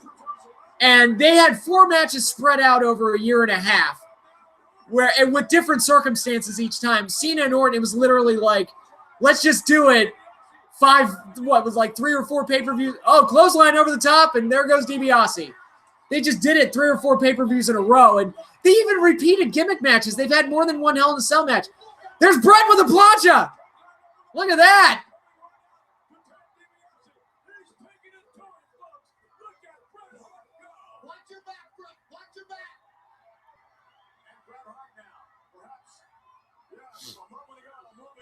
Yeah, they didn't make me sick of seeing Omega and Okada. Whereas Cena and Orton, they just overexposed it to such a degree that... Now, if you want to see Bret and DiBiase have another really good match, check out Survivor Series 1991. They were the 2 last men left on their teams. The same match where The Undertaker debuted, by the way. And I thought the closing sequence they had was very, very good. Oh, Sherry tripped Bret. The Wicked Witch of the West. Oh, DiBiase hit Sherry. This is classic stuff. I love this. Roll up by Bret. 1, 2. No.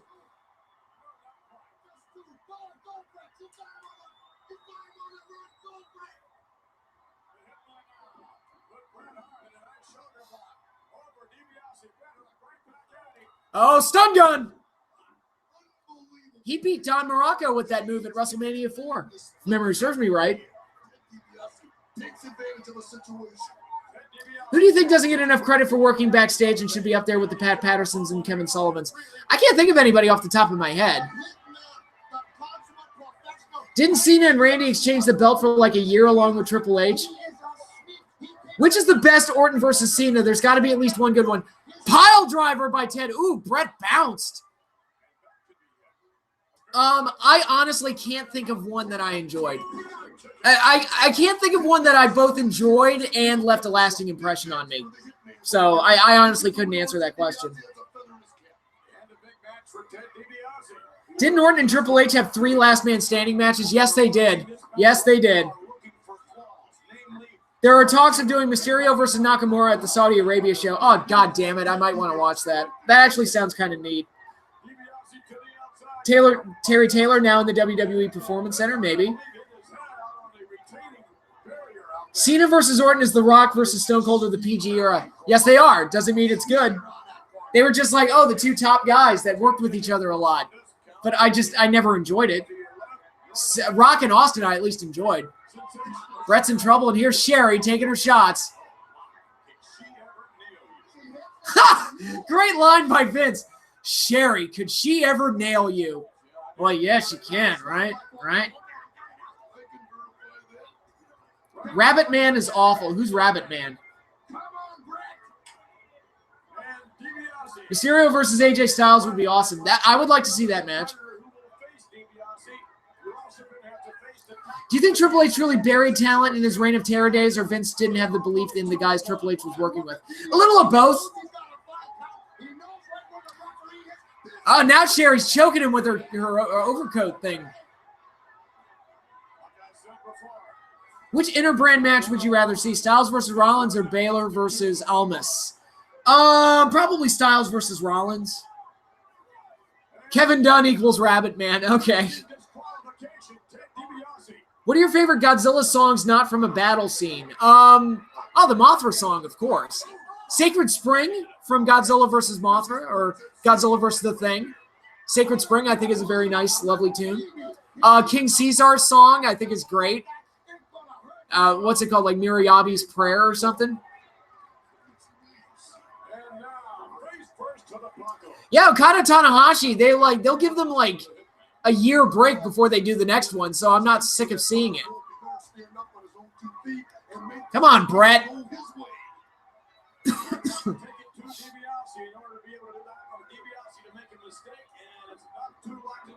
Oh, into the corner Bret goes. DiBiase is in firm control here. Say Balor. Balor? Balor? Balor? Oh, he's got the $1 million dream, but Bret pushes out of it. Persecution of the Masses. That would count as a battle scene, though, wouldn't it? Kind of. I mean, it's the monster destroying things, so. I'm one of the rare people who didn't have a problem with Triple H back in 2003, 2004. Oh, somebody had to like him. Oh, Bret caught him on the way down. If someone was trying to get into watching American football, what games would you recommend? Well, if you want to be a Giants fan, Super Bowls 42 and 46. Those are good ways to start. I saw a video that was titled Jim Cornette Shoots for 10 Hours. I'm scared to watch it. I bet it's hilarious. I don't have enough time to watch the whole thing, though.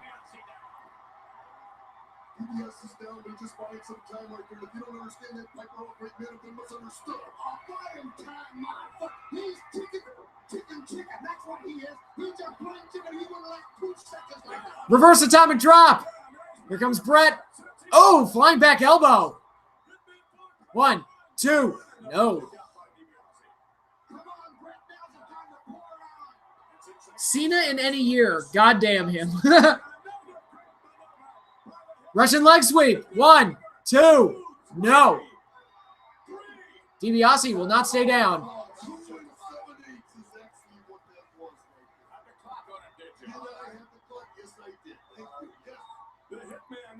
Come on, Bret. Backbreaker. Yeah, he's Bret's putting together his 5 moves of doom.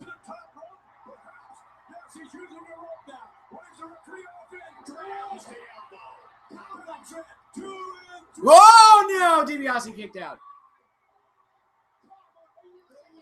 Without looking at the chat, how many people can you name who are in or have been in the chat? I don't want to be put to that test. But my memory doesn't need to be tested. Oh, Sherry again grabs the foot. What would have gone wrong? Cena versus Triple H at Mania 23. I would have had a stroke. In retrospect, do you think JBL's title run is one of the more underrated and underappreciated in recent history? Yes, I liked his title run. Oh, and DiBiase hits Bret outside the ring.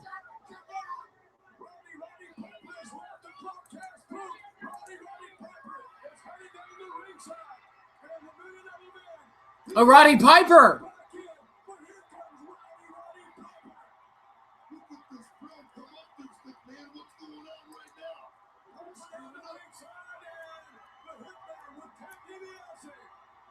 What teams do you love beating in the NFL besides the Cowboys and the Pats? Oh, there's Piper at ringside. He's putting Sherry in her place.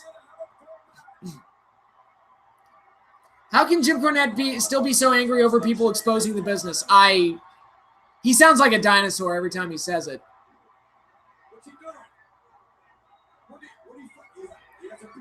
Oh, is Roddy Piper going to chase?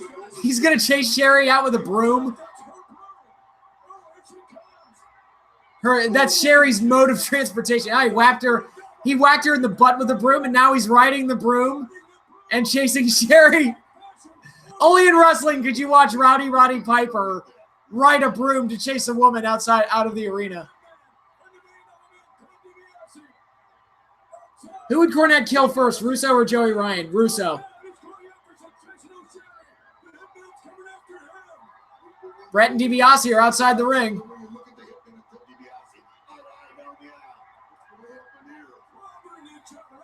Aren't Giants and Eagles like a huge rivalry? Yeah, I mean, we're in the same division, so yeah. And we got a double count out. That's a shame because this match was going so well. But we get a double count out. They were probably protecting DiBiase and they just wanted to make Bret look good. So that was why we're getting this. Yeah, Bret, you know, one of his early forays into singles wrestling, he looked really good in there against Ted. He'd be Intercontinental Champion in just a few months.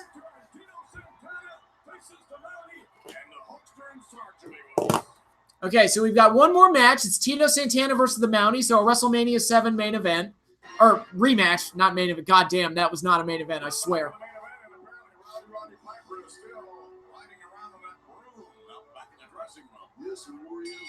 Who would you have had beat Goldberg and when? I don't know.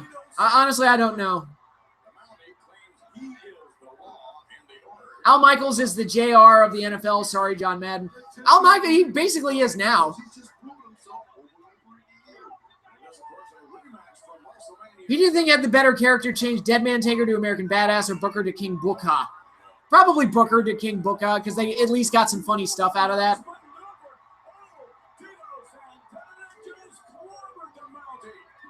So what happened between Vader and Palpatine between episodes 4 and 5?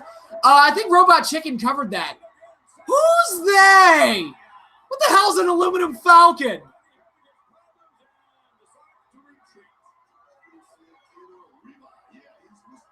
Austin stunning Vince for the first time, turns 21 today. Okay. Oh, Tito. Tried to go after Jimmy, and it didn't work out for him. What went right? Edge's rated R superstar run. They took the shackles off and let Edge be Edge. Be the wrestler he always should have been. Try to fast forward. Fast forward. Fast forwarding, sir. What the hell am I looking at? When does this happen in the movie? Now, sir. You're looking at now. Everything that's happening now is happening now. Go back to then. When? Now. Now we can't. Why? When? We missed it. When? Just now. When will then be now? Soon. Elijah, welcome to the stream. Except when Royal Rumble 2006 happened. Jesus Christ, don't remind me of that. I remember how pissed off I was that night. What the heck was the main event of Hell in a Cell? A shit show. That's what the main event was. Edge versus Taker in 08 was a great feud. I agree. It was a very good feud. I would have had Edge go into WrestleMania 24 undefeated, but other than that, have you seen Goldust tweet to some guy who gave his opinion to the Becky Charlotte storyline? I saw something about Dustin saying something that the fans need to be good fans or something like that. Ludicrous speed. Go. What's the matter, Colonel Sanders? Chicken?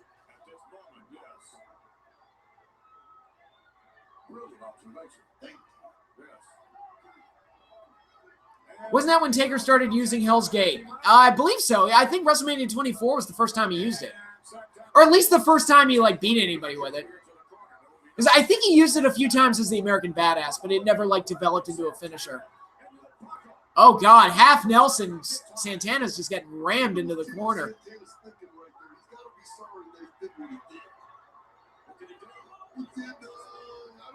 Going to Plaid?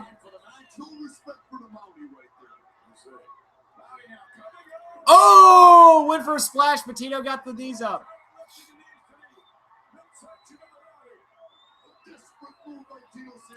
Basically said that fans have to accept the current product. No, I don't. I've got Better Call Saul. I can watch that on Monday nights. Well, this match is already better than their WrestleMania match. Flying forearm, and the Mountie goes down. 1, 2. Oh, Jimmy Hart. Oh, flying forearm on Jimmy.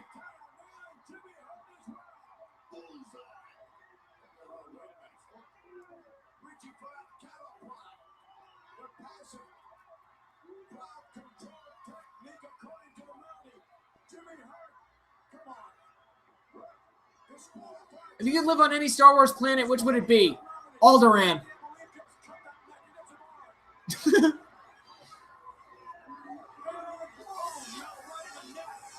Okay, this is the problem with the shock stick as a gimmick. Nobody buys that those sound effects weren't like added in post. Like that looks so fake. It sounds really fake. WWE having 3 pay-per-views over a month and a half shows where the mind is regarding the product. Yeah, overexposure, man. You only pick one. AJ versus Balor versus Omega, Okada versus Nakamura, or Almas versus Naito. I'll take the 3-way. They've got more Hulk Hogan before we close out for this show.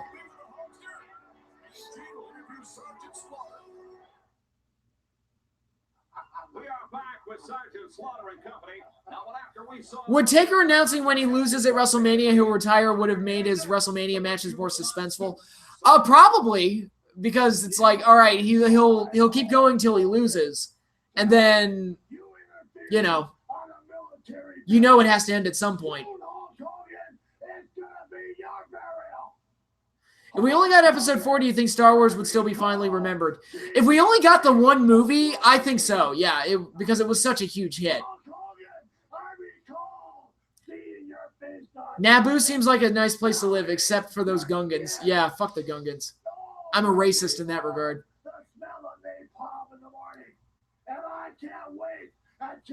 Is Seth Rollins really injured? I have no idea.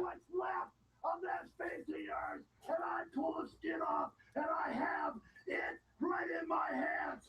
Puke-a-mania. Puke-a-mania, the ultimate puke. He likes to work puke into his insults. But I, Sergeant Slaughter, am going to win the war because I rule the World Wrestling Federation, and that's an order. Not really. That's not an order at all. I rule. Well, Panther, Sergeant Slaughter saying at WrestleMania you won the battle, but you ain't gonna win the war. Well, you know something, Roddy Piper? Darth Vader versus the Shape. Vader wins because he has the Force. Especially Sergeant Slaughter. Build a wall. We gotta build a wall to keep the Gungans out. They're bringing drugs. They're bringing guns. Believe me. What was that Space Worm thing that in episode 5, the thing the Falcon escaped from? I don't know what that was. It was just a Space Worm. What do you think of Tai Chi? He seems okay. I haven't seen enough of him to really have an opinion. Well, you know, Roddy Piper, what you got to realize is as he torched the Call me out of touch, but Star Wars hasn't aged well at all. I mean, the original one and the whole space story. I think it's aged great, but I could watch that every day. gave me more ammunition to fight this thing all the way to the end, man. If Roman turned heel, who would be the flank man for him? Why not the Shield? Usos are the authors of pain. Those might work too. Your own destiny now, brother. It's in my hands. What you don't realize is this is the holster of the 90s, brother. I've got secret weapons. I've got the heavy artillery. His secret weapons are steroids. With Hulk Hogan, my Hulkamaniacs. God, Just admit it. Hornswoggle is the greatest worker of all time. Yeah, he's terrific. no prisoners of war. I'm taking you out. I'm gonna beat you. Who would you have had as the higher power? See, I don't know, because it's like the names that were being thrown around were like impossible, like Ted DiBiase and Jake Roberts. So I don't know, like who I would have gotten for that role. Favorite Star Wars special effects? I mean, I love Jabba the Hutt and what they were able to do there, making him look all alive and everything. The lightsabers are just so fucking cool. It's me, Austin! Oh, son of a bitch! Why were DiBiase and Roberts impossible to you? Because Roberts, I mean, keep in mind, this is the same year he was on the Heroes of Wrestling pay-per-view, so that tells you, like, how reliable Jake Roberts was. Like, WWE wasn't going to be calling him anytime soon. And DiBiase, he was still with... I think he was, like, focused on his ministry at that point and just wasn't interested in going back. Because he hated the WWF's Attitude Era product for religious reasons.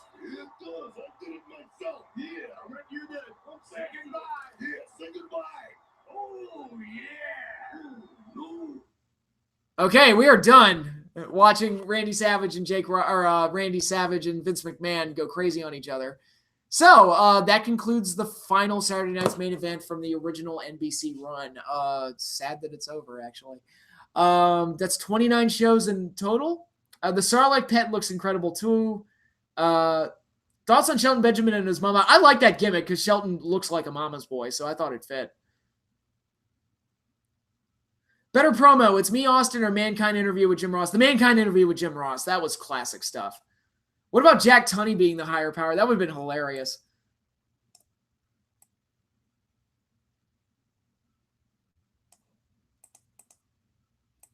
I mean, it was a perfectly natural thing to do. He wanted to get the belt off of Austin, so he concocted a plan to create a satanic cult and then orchestrated the kidnapping of his daughter.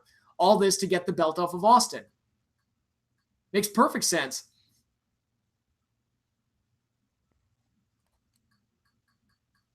Okay, so we're done with Saturday night's main event for tonight. We're going to get started with Clash of Champions after a bit. I'm going to take a short break. I will be right back, so don't go away.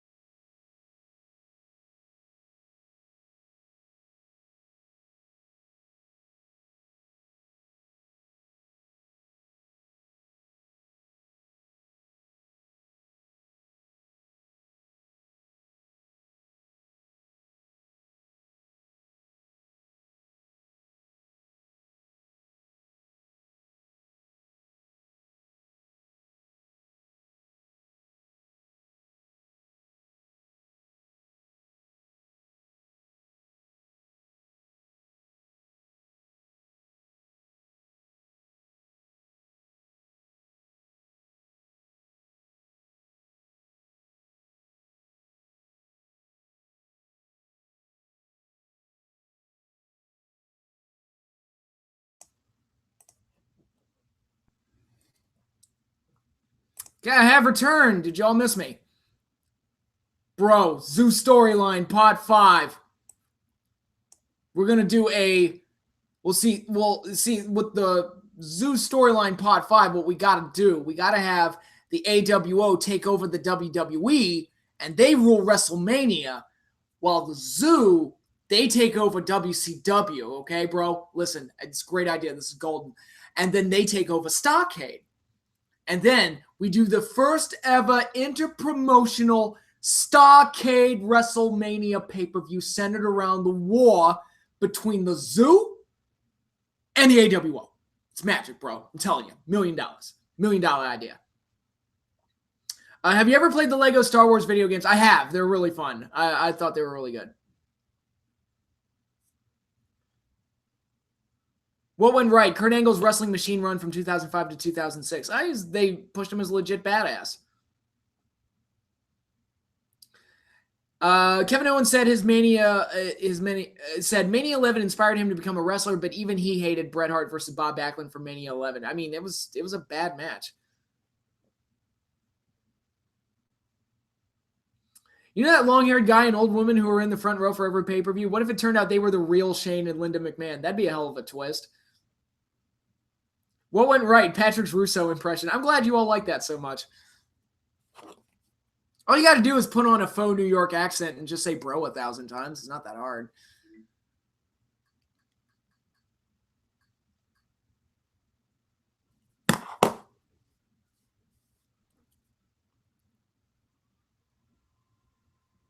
If you're Patrick, then who would be SpongeBob? I have no earthly idea. Whoever wants to be.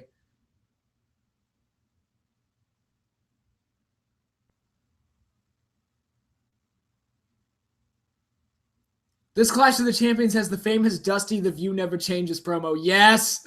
Yes. I forgot about that. Yes.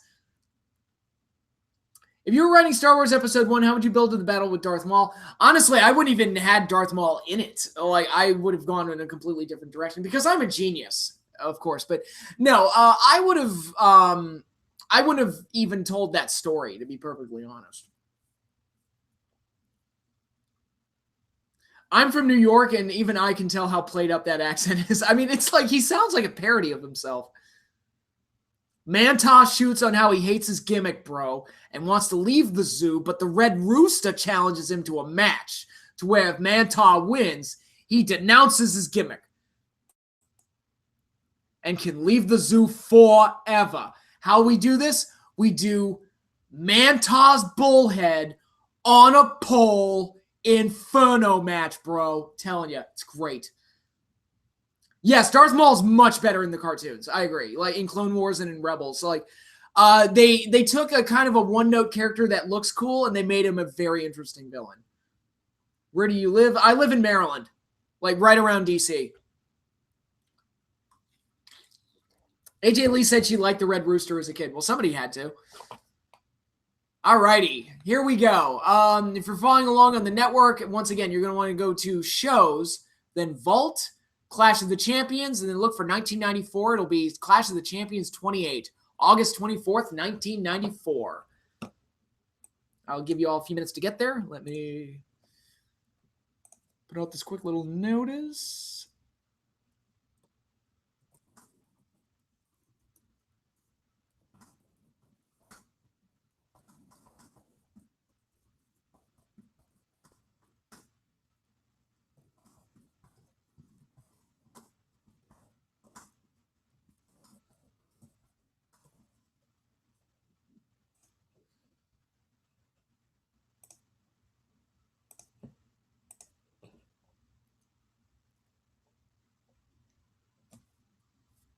The red cock.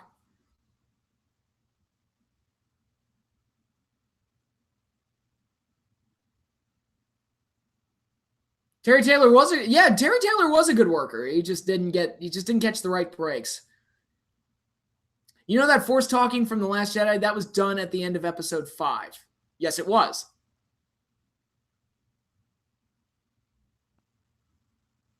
Have you ever missed any historic big wrestling shows because of other commitments? There was, I know like my parents were really big on you can't go to a wrestling show on school nights. And there were a couple pay-per-views. Like Survivor Series 95 was in DC. And it was on a Sunday night, so I couldn't go because that's a school night. I'm like, shit. I could have seen Diesel's heel turn. Could have seen Bret win the title. But no. How horrible was the hurricane in the DC area? Actually, not that bad. We had we had some heavy rains for a day, but other than that, it wasn't that bad. Did you see? I meant 95. It was Survivor Series 95 that I missed.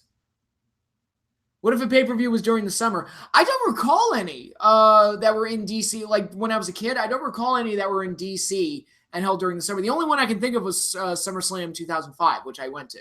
So,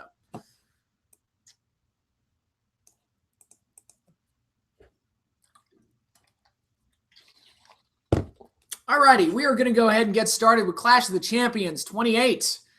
We're almost done with 1994. Some big changes coming on the horizon. Okay. Clash of the Champions 28 features World Heavyweight Champion Hulk Hogan putting the title on the line against Nature Boy Ric Flair. This is Hulk Hogan's Clash of the Champions in-ring debut. So it's weird. We're actually getting to see Hogan wrestle on both Saturday night's main event and Clash of the Champions all in one night. It's going to be weird.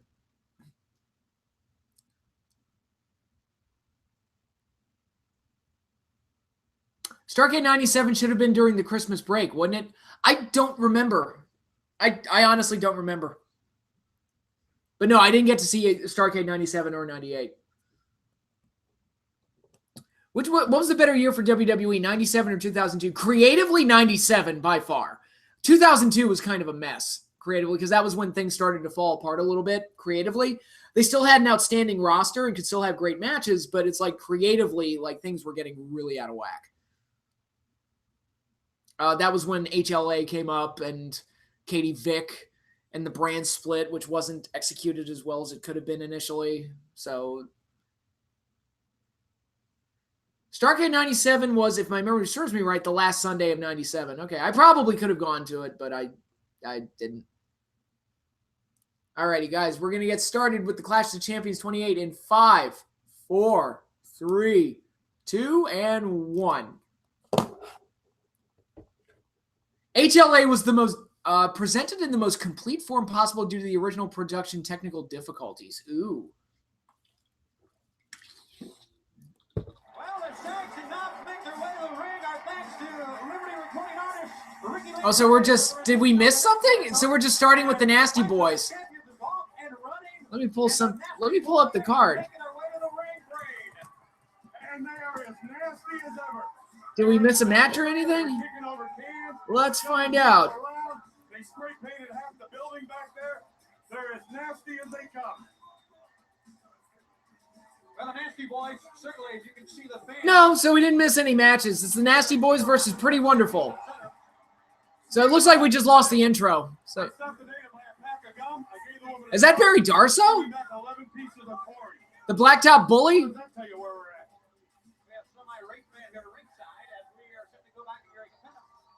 And ladies and gentlemen, I have no idea who thought Katie Vick was a good idea. Vince did.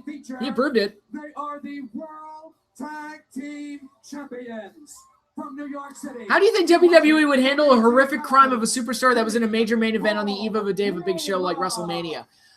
I don't know. Like, they'd probably, I would imagine they'd change the main event and get someone else in there. What was your first reaction to hearing about the Benoit tragedy? My initial reaction was that it was a gas leak, and I was shocked, obviously. I was like, what the hell? It didn't dawn on me that Benoit murdered them. Like, I thought it was like a gas leak or something, and little do we know how dark it really was. Too long ago on WCW Saturday night. That's Pretty Wonderful. Went into the ring to attack Kevin Sullivan and Cactus Jack. Well, they also attacked Dave on the outside. They grabbed the Does Brock represent SmackDown on the same level as Kurt, Batista, Edge, Ray, Taker? Maybe. I mean, he was kind of the crown jewel of SmackDown for a while. Although I would throw JBL up there as well.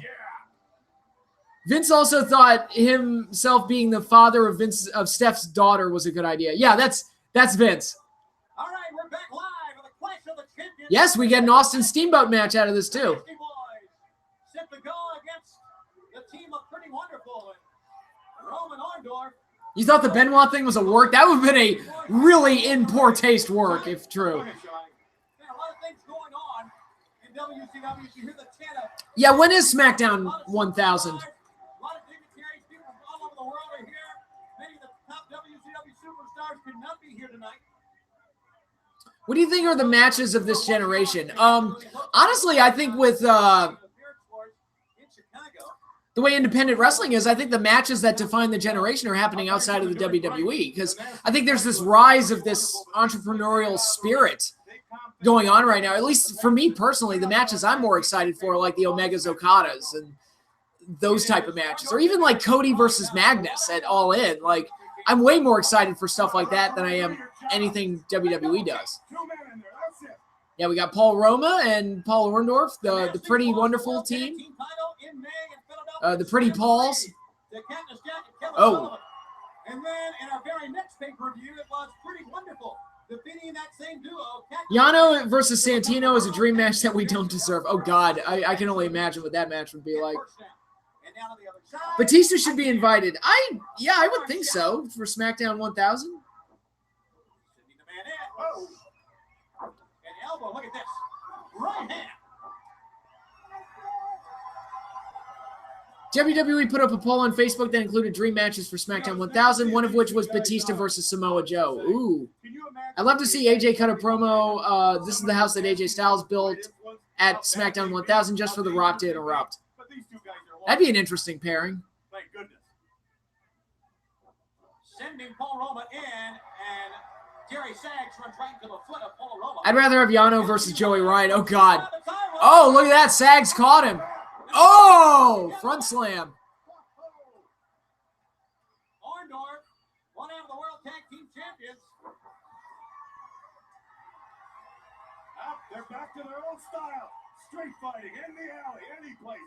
They don't care about the rules. Would you like the WWE to have a major pay-per-view in a random country like maybe Croatia? Well, they're doing the Saudi Arabia shows now, which feels pretty random. They're not going to do it by disqualification or I hear some people shitting on Aldis versus Cody. I enjoyed it. I thought it was a good match. Oh! Big pop-up. It was the most emotionally resonant match on the show. On the floor, usually the place where the Nasty Boys reign. Would you vote for Kane if he ran for president? Probably not. But I'm also an independent, and I hate all politicians. So WCW, the first ever to bring you interactive live wrestling. And of course, we brought it to you right here on TBS, where we bring, let the fans decide. Who's we? Do you know why WWE went to Puerto Rico for New Year's Revolution in 2005? Not a clue. You probably know other wrestling organizations. Who'd you like to see Pete Dunne face the most on the main roster? I have no idea. There's no like dream match. I'm like, ooh, I want to see Pete Dunne work with that guy. It's just kind of like, he can work well with just about anybody, right? Wrestling's cool. Wrestling is real cool again, and that's why we're number Worst one. injuries in the ring that you remember? Sid, when his leg fell apart. That was nasty. Jerry Sags not good over there to help him out, but he is still out in the gallery somewhere here. Yeah, Daniel Bryan would be a good one. Rollins would be a good one. AJ would probably be a good one. A rip to the eyes. Well, so far there's been no rhyme or reason. Oh! Didn't that leg injury also happen in the NFL? Well, famously, there was the Joe Theismann incident where Lawrence Taylor sacked Theismann, and his leg like got crunched on the sack. And yeah, I saw a really good match between Pete Dunne and Zack Sabre Jr. Ooh. How's the main roster going to ruin Velveteen Dream? They won't know how to write for him. Japanese wrestling legend Antonio Inoki in the midst of what he's calling his final countdown. He'll be wrestling Lord Steven Regal later on. Does he have an entourage with him? Yes. I saw 3 rickshaws parked out Belfort now. They chartered a plane from Japan and a contingent. I heard that Psycho Sid's leg injury was taken out of the network footage. I mean, who would want to watch that? It's just so nasty. They're big rickshaws. They're stretch rickshaws. Well, good.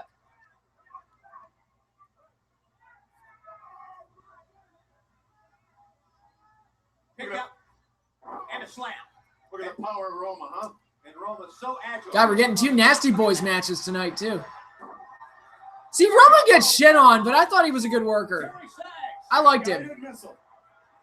Brian Knobbs, in typical Nasty Boys fashion, getting involved, but that enables a tag on the other end. Paul Orndorff, one of the great veterans in our sport. And he always knows where he's at in that ring. He's never at a loss. He constantly knows where the ropes are. He knows how far he is from his partner. They are one great tag team. Mean Gene Okerlund will be with us throughout the night, of course.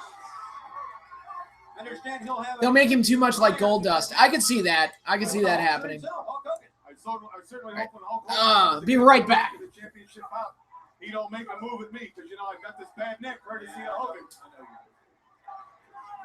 I know you say you do. The chant of Nasty out here on this capacity crowd at the 5 Season Center. Yeah, where's Missy Hyatt? Where's a nasty girl, Missy Hyatt? That's like the hottest Missy ever was. Oof. All you're going to do doing that, Roma, is knock a couple more of his teeth out. He'll enjoy that. Do an impression of Vince if you ever saw Brian Cage. Oh my God. Look at that physique. It's just so huge. Oh my God.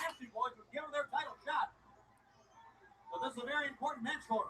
I always get a kick out of Sid injury because I tore my tendons in a wrestling match during my senior year. Ouch, that's not fun. Missy is in the men's locker room being passed around probably, yeah. And Sag's responding. He's getting back to his feet. Do you think a dark faction made up of Black, Corbin, and the Ascension could work? Maybe. I mean, they'd have to write it correctly, but it could work. Arnold's a little too quick.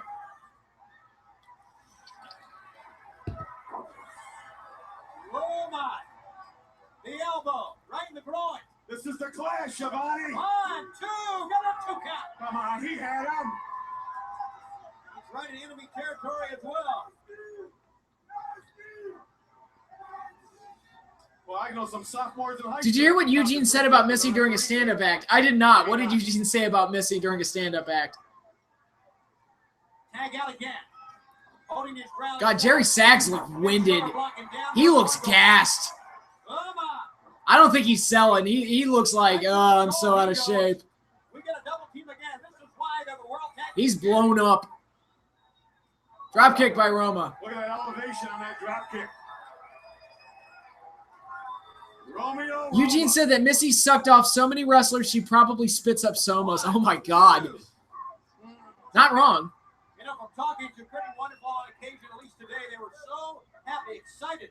Do you like that NXT and NXT UK will be two separate shows? No, I think it stretches the brand too thin. It's like an unnecessary brand split. I don't think there's enough talent for the UK show to like sustain itself long term. WCW put a hold on you. Here it is. Which wrestlers get gassed the fastest that you've seen? Oh, well, Warrior, famously. Because he would run to the ring at 800 miles an hour. Did you find Layla attractive? Yeah, she was cute. Yeah, Rock would get gassed in his last run. Anybody like a nice Hawaiian punch? We'll take a clothesline or two.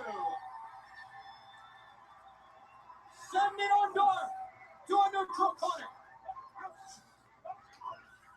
But he's being double teamed. No place to go there. Yeah, I'll tell you something about the Nasties. Their physical appearance is nothing like Orndorff and Roman. But they'll go with you all night. They'll stand toe-to-toe with you all night. They're fighters. What would you have done with the Rocket Mania 29 if you were writing? Honestly, I would have just done the triple threat. I would have done Punk versus Rock versus Cena. Oh. The big elbow. Who got who? 1, 2, 3. The Nasty Boys just defeated Pretty Wonderful. And it looked like there was some confusion there. It looked like Paul Roma was trying to stop Knobs from breaking up the pin. The Nasty Boys with a major win to begin the push of the champion. Iowa is Nastyville, they say. You aren't kidding. Do you follow any other wrestling channels on YouTube? I used to follow a lot more back in the day. I still follow Deluxe Man. Still watch his stuff. We Are Pro Wrestling. I still watch his stuff. Well, I'm not sure who the legal man is either. It could be good mic work. Still watch his stuff from time to time. No, there's Roma coming down. Orndorff, I don't know how he got in there. Here comes Sags again. What would you say are New Japan's greatest strengths, but also biggest flaws? Biggest flaw, they have too many titles. For sure. Biggest strength is that they make the stuff matter. And it's like they get you to actually care about the goddamn matches and have the proper context and everything. Don't call, they'll probably swear at you. Which was the better time for Taker to retire, 28 or 30? I'd say 30 because that was when the streak ended.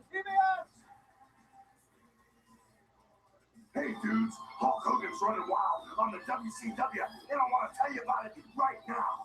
Call the Hulk Hogan hotline, 1-900-7. What would be the feud of Sami Zayn versus a heel Cena? I don't know. In one of my great Hulk messages, there's always something. I also watch What Culture. I think their stuff is great too. And WrestleMania, like his stuff is good too. $1.49 per minute. Kids get parents' permission. Which wrestlers look the same now as they did in their prime? Trying to think. I tell you what, since DDP cleaned him up, like Jake Roberts looks very good compared to what he was looking like. Ladies and gentlemen, it is my privilege. Did Deluxe Man approach you when you guys did the draft stream collaboration? Yeah, that was his idea. Wrestling history. He is the WCW heavyweight champion of the world, Hulk Hogan. He's American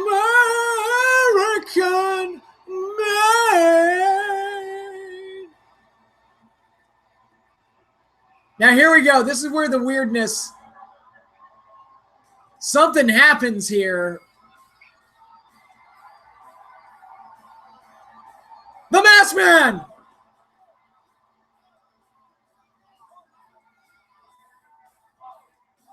Hold on. Give me a break. Hey. I still think American Made sounds like Bruce Dickinson singing it. I'm willing to bet money HBK looks even better now than he ever did. Oh, look at that knee. Jesus. Look at that knee. Did Randy Savage ever face Ravishing Rick? Good question. I'm not sure. I'm sure they probably did work with each other. I don't know. I don't think I've ever seen it.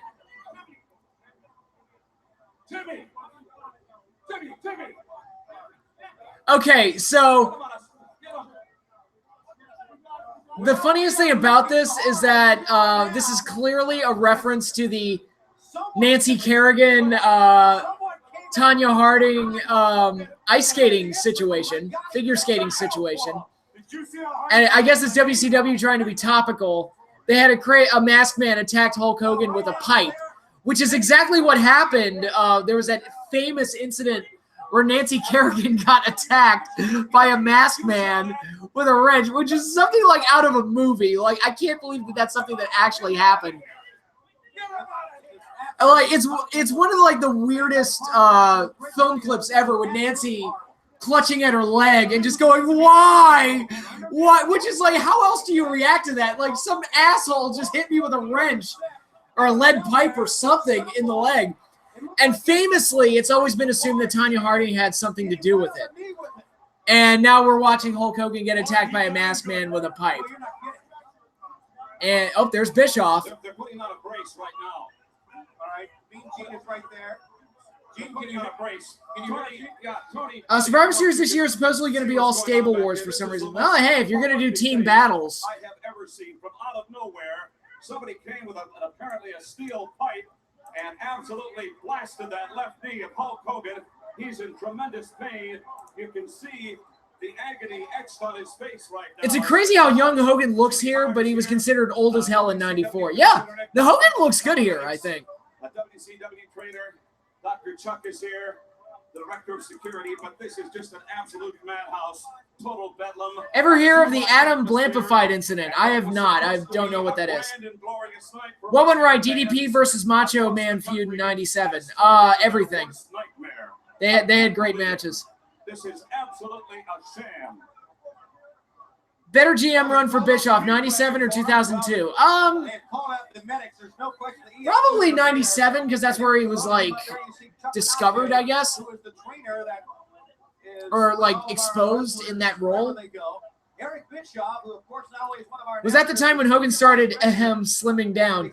Actually, if you look at him, like, look at Hogan at SummerSlam 91, and then look at him at WrestleMania 8. There's a noticeable difference. Like how much slimmer Hogan is. No one is going to leave the building. They're searching for whoever did that to Hogan. They're back in the dressing room area right now. They're going through all the dressing rooms. Okay, trivia question for everybody. Who remembers who the Masked Man was? Revealed to be.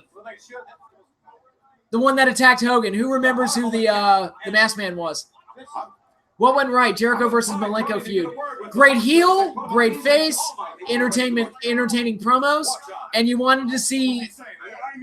Why me? His first title defense. What about the kneecap, Doc? Young Bucks said they were at Mania 21 and popped big for Hogan. I popped big for Hogan. Jack Victory? No, it wasn't Jack Victory. What went right? Hot chocolate. It's tasty as shit. Even better when you put whiskey in it. You put some Fireball whiskey in hot chocolate. It's like heaven in your mouth. It was. I'll say it. It was revealed eventually, not on this show, but it was eventually revealed that the Masked Man was Brutus the fucking Barber Beefcake, Brother Brudeye, as he was known as here. And eventually he got the name The Butcher. Let's take a break right now, fans, and we'll be back live on TV.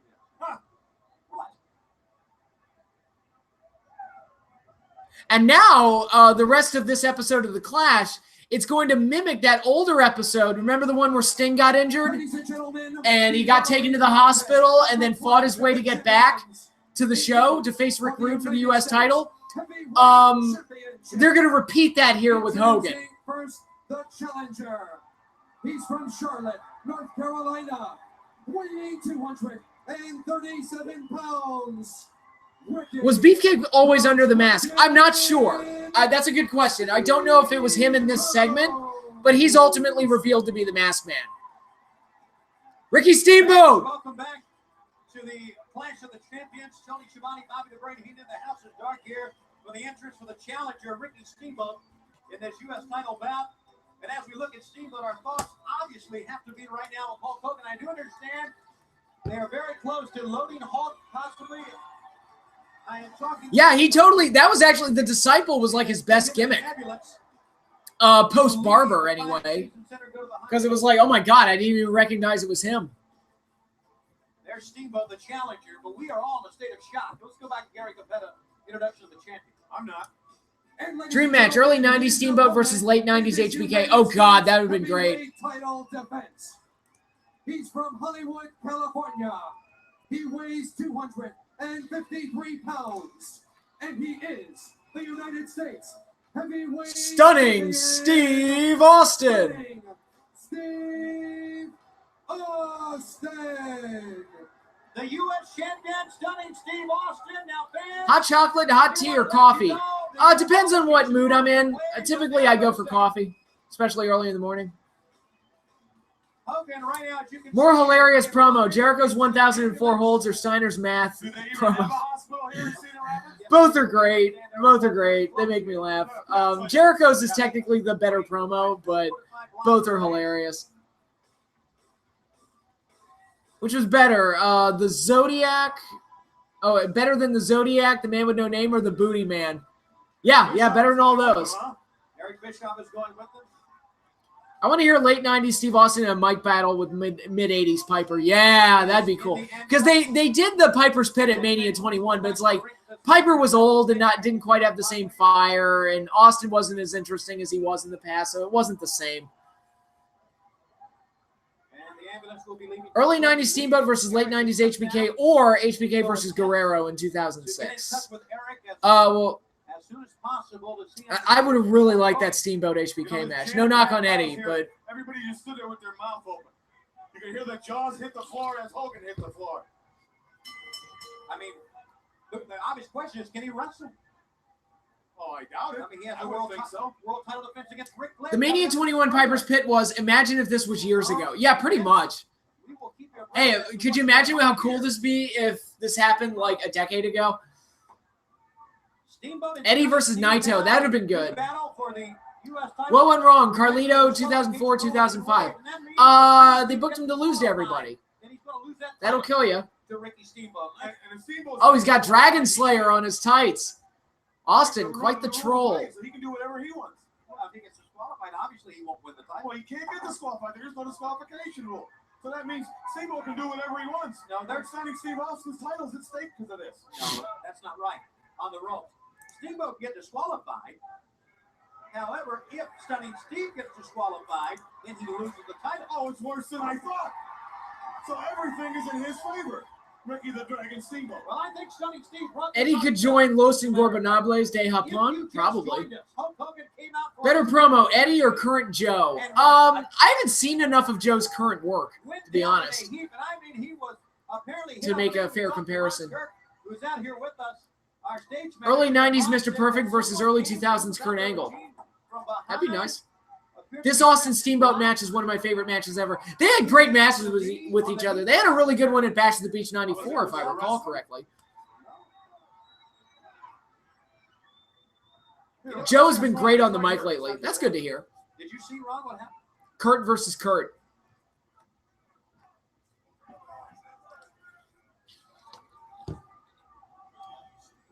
I like the Piper Spit. It left no impression on me. Like that, the Mania 21 Piper Spit, it left no impression on me at all. I was just kind of like, oh, that happened.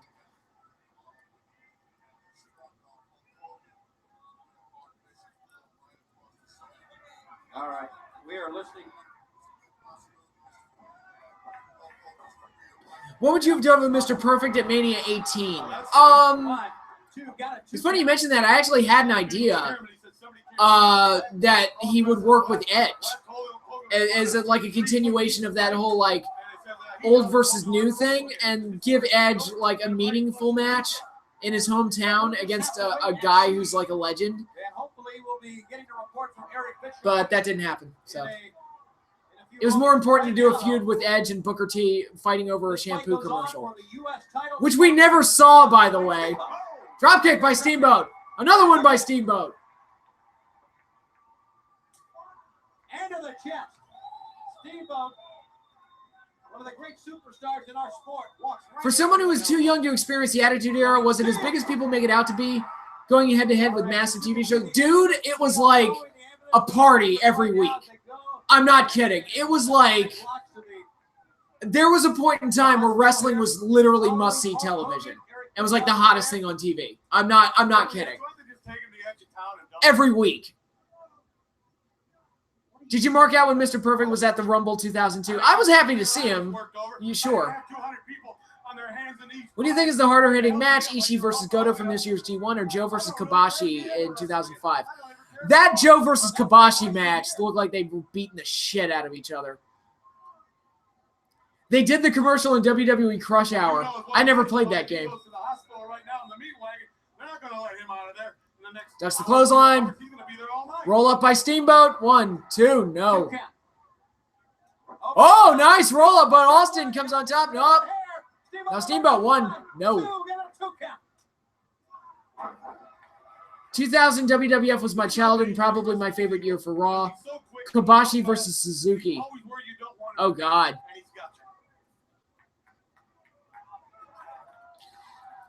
Stunning Steve is the United States Heavyweight Champion. And for you to be coming again, Steamboat, you have to beat him. There's Barry Darso again. Having a problem with Steamboat. Once again, fans, don't forget the disqualification rule has been waived. Should Stunning Steve get disqualified, like we said before, then he will lose the title. Well, see, if Steamboat was smart, I would set Austin up in a position to let him throw me into the ropes. And I would just jump over the ropes to the floor until the referee threw me over the top. I'd become United States champion. But does he want to win it like that? Oh, no. He wants to do it the old-fashioned way. He wants to I love Heenan. I love Heenan so much. Whether you earn it or you scam it. Ospreay versus WCW Mysterio. That would be wild. Well, it's not a nice thing to do. Of course not. But, I mean, you have to fight fire with fire. That's what I do. If I wanted to become United States champion and didn't like Austin. When SmackDown was first introduced to the WWE presented as a secondary show. Not necessarily. I mean, they didn't call it like a secondary show, but it was. They presented it like it was a must-see show. Oh, and Ricky goes through the ropes. Well, that was close. Steamboat could have gone over the top. Real easy.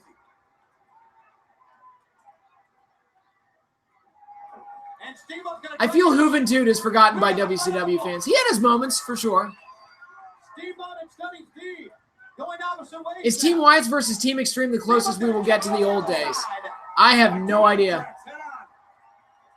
Ricochet versus Prince Puma. That's impossible. Leapfrog by Steamboat. Oh, Austin again. No. Sleeper hold by Austin, but Ricky fights out. Sleeper hold by Ricky. Austin with a stunner. That was basically a stunner.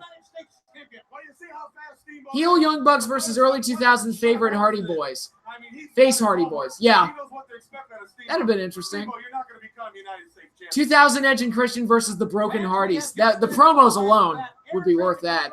Chicago has called.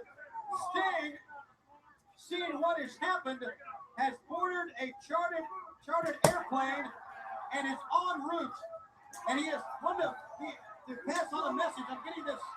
Pass on a message to Hulk Hogan that he will wrestle in his place if need be tonight. Sting will wrestle in Hulk Hogan's place if need be.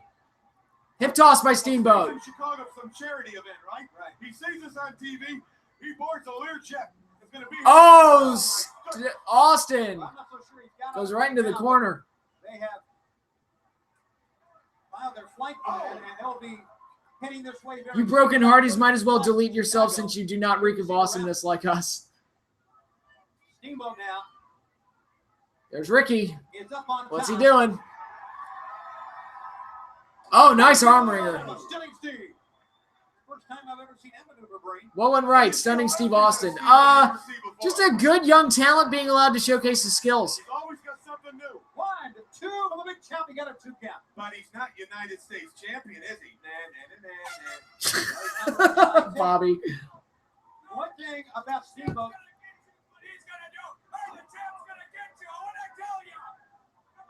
Apparently, a loudmouth.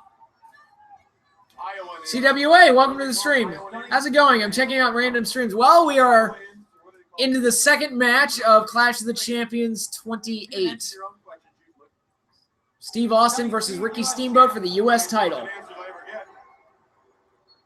For consistency with the matches and pay-per-views, would you put the Ruthless Aggression era above the Attitude era?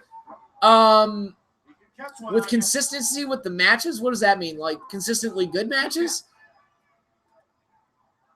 I mean, I would put the Attitude Era first because they made me care about the matches more. Well, you don't want to make Steamboat. What would go wrong? Stunning Steve in 2018 WWE. Everything.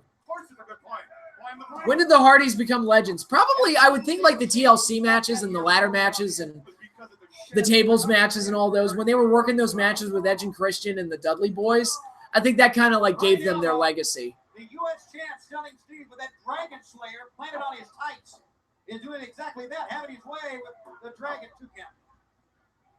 Like it or not, he is the United States champion. And Steamboat's not. This U.S. title bout, a return bout of such from our Bash of the Beach, when Austin deliberately tried to get disqualified to hold on to the title many times. Don't believe that. I don't buy that.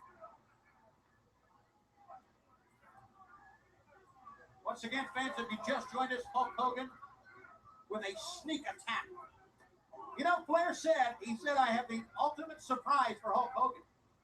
And he may have pulled off the perfect crime. What would you predict to happen in SmackDown 1000? I have no earthly idea. I haven't been watching SmackDown. I would imagine they would get a bunch of people and do like a nostalgia-based show. That would be my. That's what I think they'll probably do.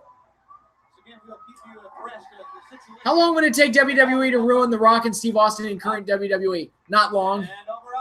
Oh, look at Austin landing on his feet. Oh, nice chop by Steamboat. Okay. Oh, God. Austin got the knees up on that splash.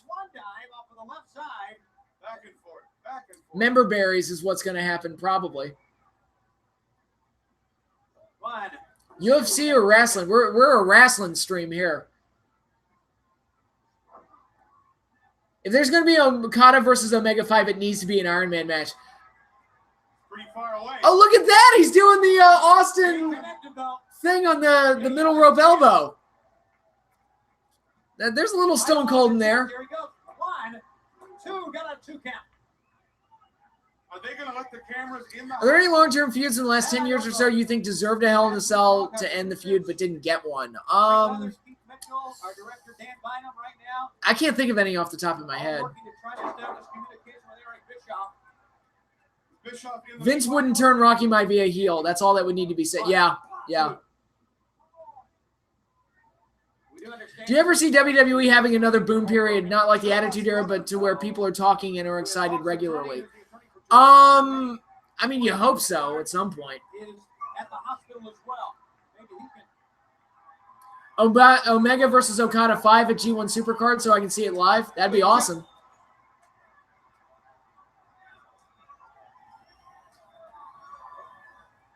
What a match this is, Shivani. Right hand for Steamboat. Okay, he's got Austin propped up on the top turnbuckle. The U.S. champion is in trouble. Dangled up. Oh, he's headbutt. Great Steamboat goes elbow falling. with a headbutt. I suggest if there's any Hulk Hogan fans out there, you get on the phone right now and call anybody you know. Because this is only the second match so far. We've got a lot more to come. And if you're interested about the condition of Hulk Hogan, we will have it here for you. Oh, Austin gets crotched. Sorry. Picture is worth 1,000 words on that one.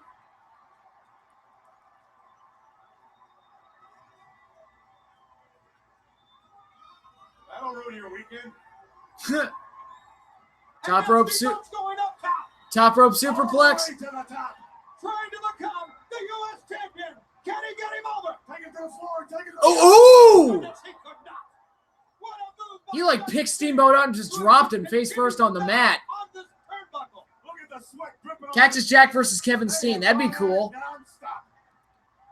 Oh, he jumped off the top, but Steamboat caught him on the way down. Rams him face first into the mat.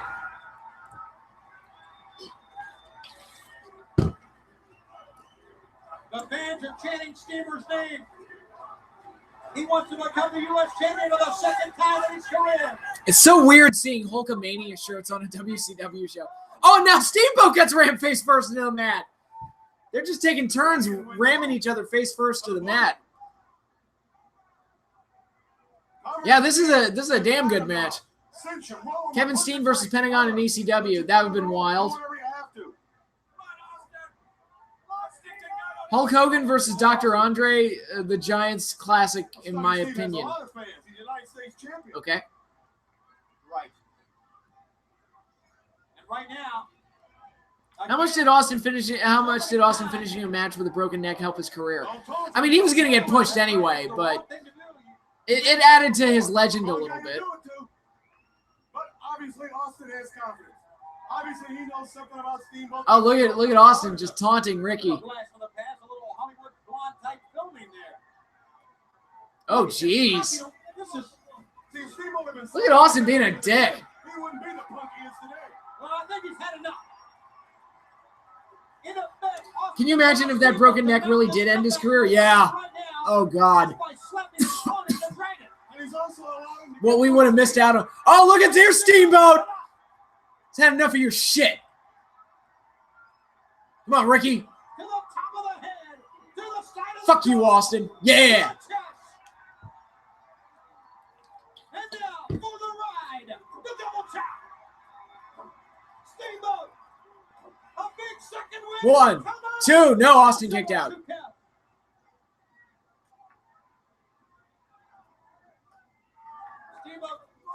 Oh, spine buster by Ricky.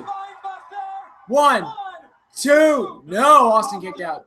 Austin got out of that again. Now Austin's climbing up the ropes. Electric chair. Boom. 1, 2. No. Who came up with the name New World Order? I'm not sure. 1, 2. I think Hogan might have come up with it by accident during the Bash of the Beach promo. 1, 2. He gets out again. And now Stunning Steve picks Steamboat up. Uh-oh, backslide. He's got a backslide. 1, 2. No. Oh my, what a match. Sunset flip by Ricky. Got it. 1, 2. No. He's out again. Back and forth, back and forth. What action? Oh my, clothesline. Stunning Steve and Ricky Steve. Who do I get my question answer? No stranger. Donate? No. If that would've No, been I don't do super chats here. If he hits the floor, he'll be the champion. Why didn't Steamboat hit the floor? Is he that dumb? He's gonna roll him up. 1. No, Austin kicked out again. A roll up by Steamboat. 1, 2. He got him. The Outsiders was corny. I don't think it was corny. New U.S. champion. The Dragon.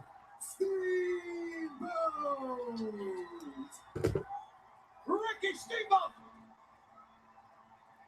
Yeah, that was good. I enjoyed that. That was a lot of fun. The US champion. We will try and get contact with Eric Bischoff when we come back. What a clash. Do you think that TNA will invade the WWE and take over? At this point, no. All right, fans, we're back with you here live on TBS and the Clash of the Champions, joined at ringside by me, Gene Oakland, and you were right there when that all took place, the Hulk Hogan. I'll tell you what is just what has become a nightmare for me. I couldn't believe it. It was supposed to be one of the biggest nights ever in World Championship Wrestling history. And then from out of the shadows, back to the 2007 Giant Super Bowl run was incredible. Yes, it was. That was like something out of a movie. Like, I couldn't believe it was real. Look at Bobby. All right, I believe we have a report from the hospital from Eric Bischoff, but let's go to that at this time. Like the wrestling team of TNA take over Raw and Roman. Yeah, that's not going to happen. Oh, there's Beefcake right there.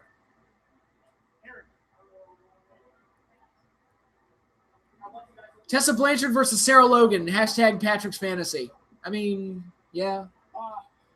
Look, I don't know a lot. Ambulance right over here. The only thing I do know, they're going to check him. We won't know anything specifically until we hear from the spokesman from the hospital. As you can see, he's on his way to the emergency room. I know who attacked Hulk Hogan. It was Randy Hogan. Yeah, that'd be a hell of a twist. He didn't see anything. All he felt was something. Patrick's crazy place is corny. Well, that's true. He didn't see. He didn't see anything. What went right? Bobby Heenan. Pure talent. Funny man. Quick-witted. Yeah, so they're basically repeating what they did with Sting at that earlier clash. All right. It's like, I don't know if he's going to make it out of the hospital, guys. The question is about the match. And he has a title defense against Ric Flair coming up live here tonight. Okay, here's what I'm going to do, Tony. I have cornered Commissioner Nick Bockwinkel in the back room. When we come back here on TBS, I'm going to be talking to Commissioner of World Championship Wrestling, and we'll try get the facts. Get that smile off your face, you guys. I can smile whenever I want. Hey, Hogan, I hope the bedpan's not cold. Come back with me, Gene Talk, Commissioner Nick Bockwinkel, but the honky tonk man, a man arriving very soon. Star Wars fan theories, you like that. On the Clash of the Champions series. Okay. Like Darth Maul still alive. Is that the honky tonk man? What the fuck is the honky tonk man doing on this? That was a random as fuck stinger there. All bias aside, is Eli Manning a Hall of Famer? Two-time Super Bowl MVP, you tell me. I mean, thoughts on Taka Michinoku's light heavyweight title run? Completely forgettable because they didn't put enough into the light heavyweight title division. So, no fault of Taka's. It was just, they didn't put enough into it. Hey, buddy, which way the WCW wrestling match? Oh, my God. Well, you can go down here and you turn left, then you go forward and turn right. I'm going down there tonight. Do you think it's time to replace Eli? I'm a Giants fan too, as you know, but I think it is. I mean, you got to plan for the future. My only problem is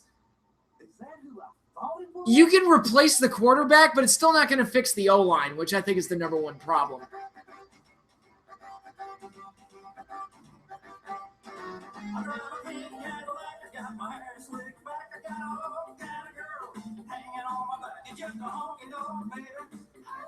Oh my God.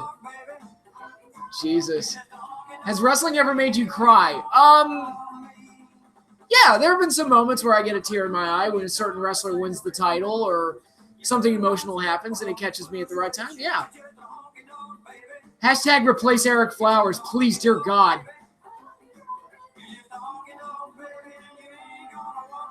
I think Eli, if he played for any other team and didn't have the last name Manning, he'd be a god in any other city.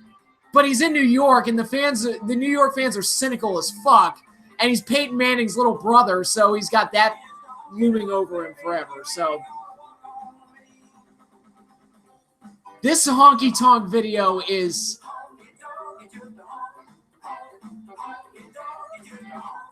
I can't believe what I'm watching right now.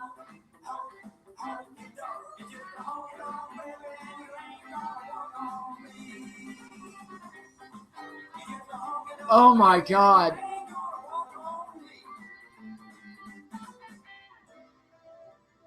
It's like the 50s, the 80s, and the 90s had a disgusting fuck orgy, and everyone died from it. Fans, there you have it, the Honky Tonk Band. That was something. The Clash of the Champions. Joining me at this time, and I want to recap what has taken place thus far here in Cedar Rapids, here in the heart of America tonight. We have a new U.S. champ. He's Ricky. With a tear in my eye, this is the greatest stream I've ever seen. Glad you like it. I have never seen Commissioner Nick Bockwinkel joining me at this time. First of all, have you heard anything definitive from the hospital regarding the condition of Hulk Hogan? At this point, we still don't know enough. Yeah, so that was the Honky Tonk Man in WCW, fellas.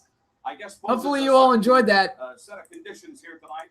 As you know, Hulk Hogan wants to defend the WCW heavyweight. Eli wouldn't be a god in San Fran. Joe is the god. Yeah, but, well, I mean, they've got Steve Young. Steve Young's a huge hero in San Fran. And he only won one Super Bowl. What it comes down to is simply this. Threw 6 touchdowns. This is live. This is right now. This man was supposed to step into the ring within an hour and 15 minutes from now, whatever the time would be. If the champion Hulk Hogan cannot step into the ring, as sad as I must say it is, he would have to relinquish and forfeit. Who would you have booked in the winner-take-all 5-on-5 match in Survivor Series? If it was up to me, like, and if you had everybody available for a true WWF versus WCW match, it would have been like Austin, Rock, like Taker, and I'm not so certain that Flair probably didn't order probably like Angle and Triple H for Team WWF. And then for Team WCW, it would have been like Goldberg, Sting, Flair, DDP, and Booker T. Nick Bockwinkel, you heard what he had to say. Stay tuned. We're going to be back with more of the Clash of the Champions live here on TBS. Favorite current non-Giants players? Aaron Rodgers, I admire a great deal.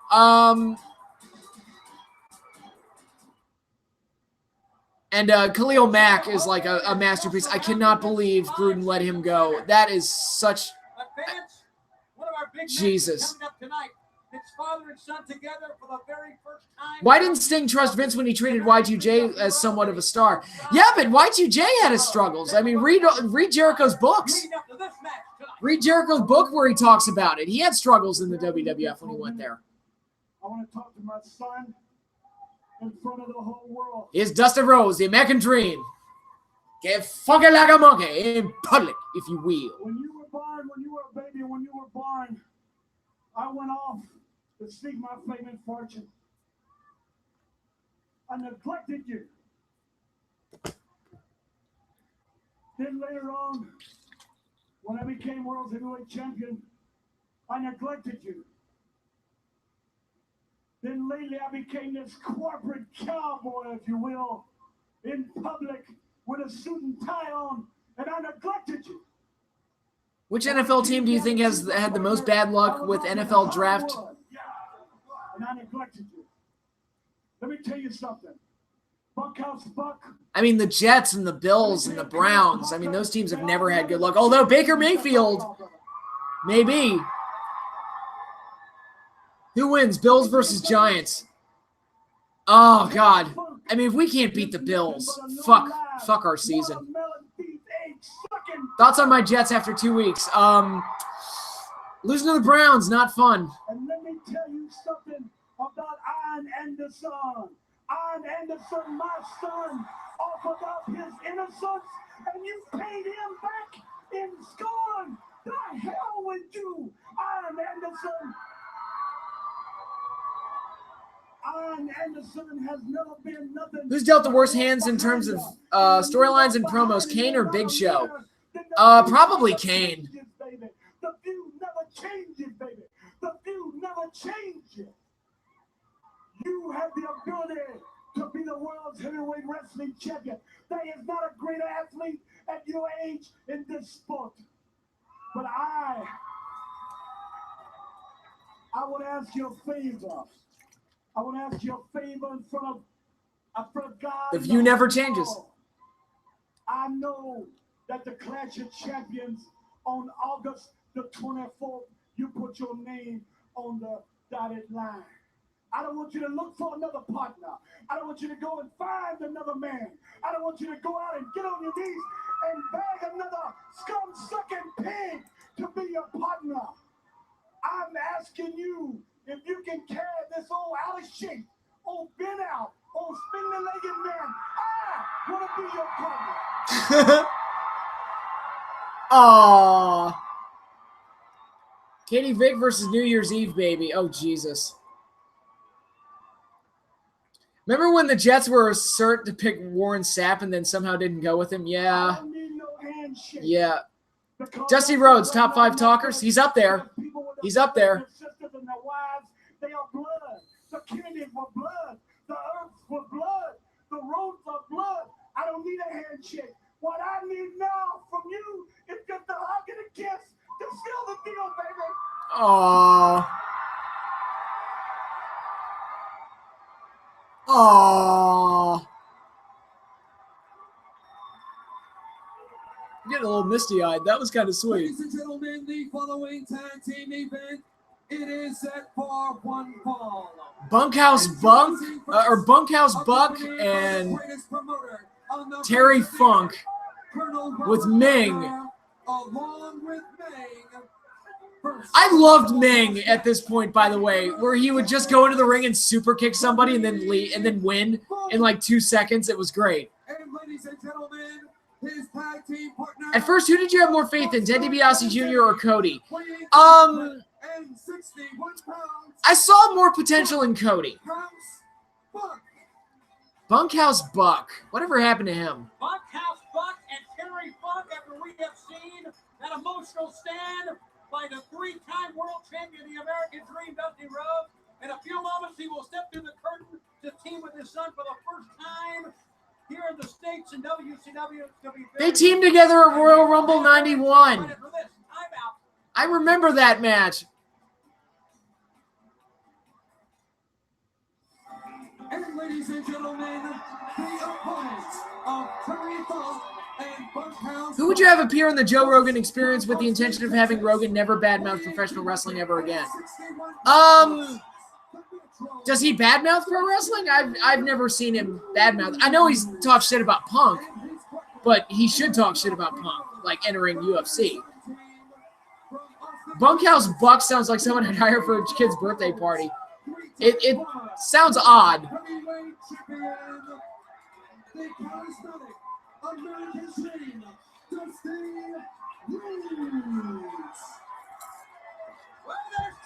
Here we go.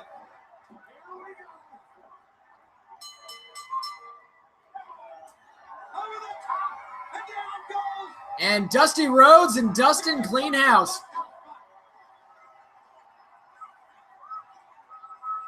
But I'll be sure to come back when the Lakers beat the Kings in May.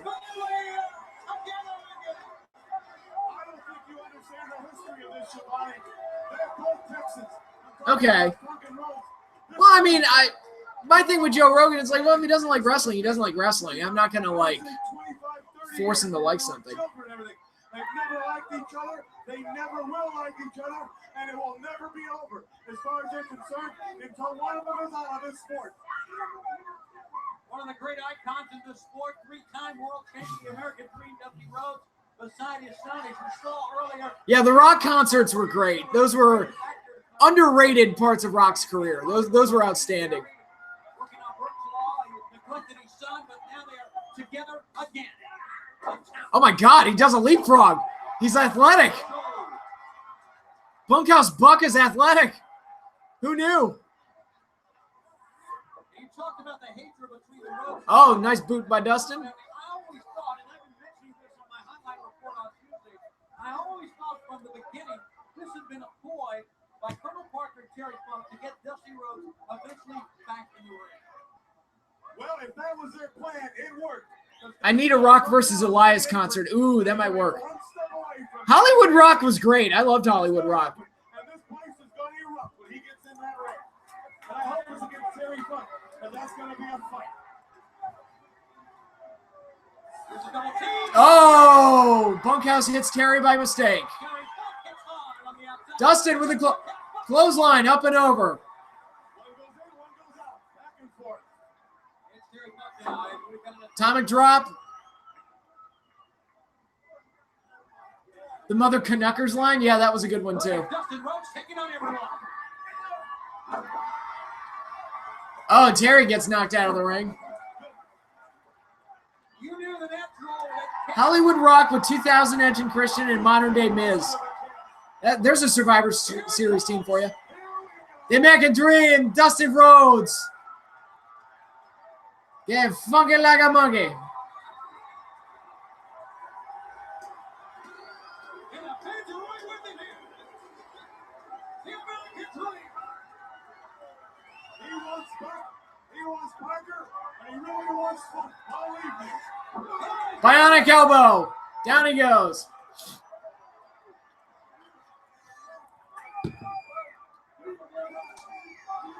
It's been a while since we've seen Dusty Rhodes wrestle in the Clash. Not since I'm basing this off memory, as like not since the second one when he tagged with Sting, right? Am I right on that?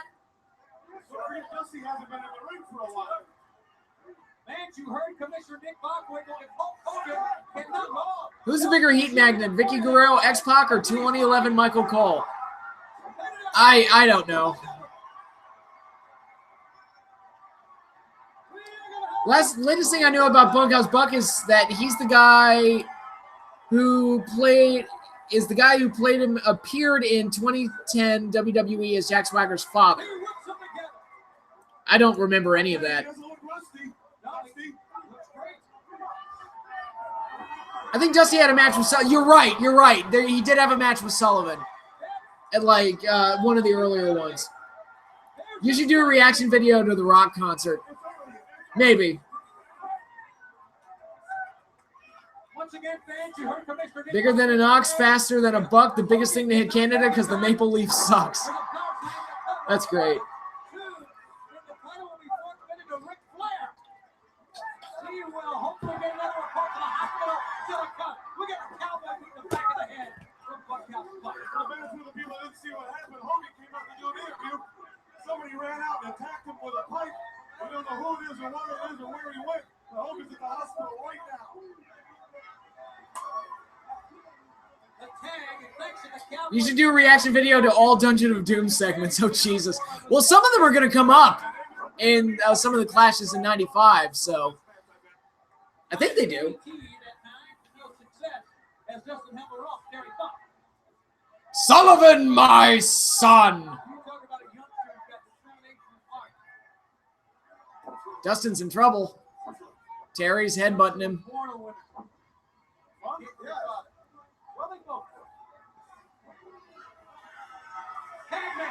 Tag to Dusty, but the ref didn't see it.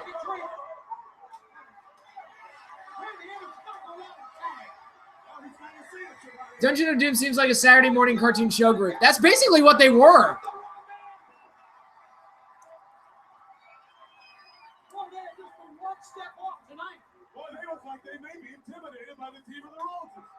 There's the tag to Dusty.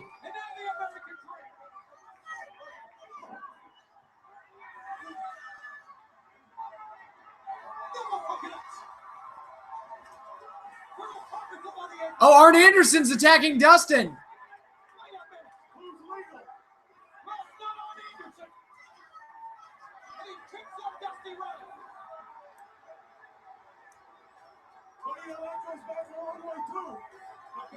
Between the Rhodes family and the Andersons. How come no one likes the Rhodes family? Tell me. I know why.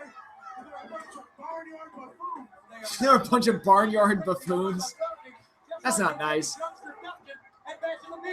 How long left? How long left? We got 50 minutes left in Clash of the Champions.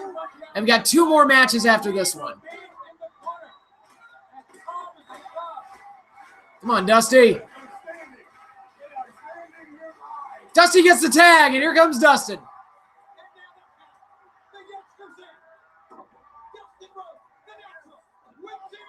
Flying clothesline by Dustin.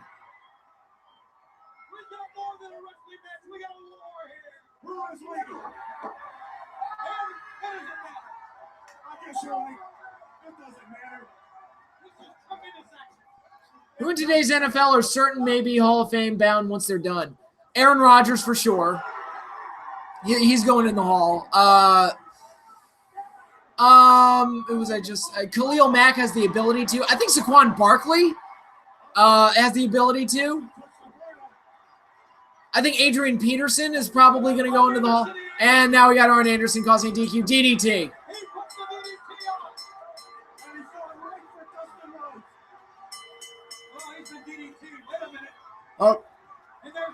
Oh, there's Ming. Dusty hits the bionic elbow on Arn, but there's Ming.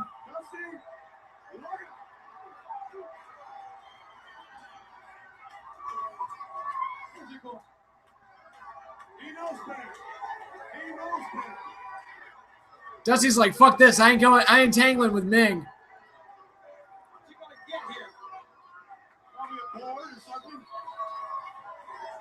Oh, he's got a chair? Wooden chair? Oh, now he's going to go in there and face Ming. I'm still hoping that one day we... Oh! Yeah, Ming's like, I don't give a shit. I'm still hoping one day we get that Why Taker's 2009 title win ruined SmackDown video. Antonio Brown, yeah. Von Miller, yeah. Tom Brady. Tom Brady's a given, yeah. It's like, I feel like he's already in the Hall.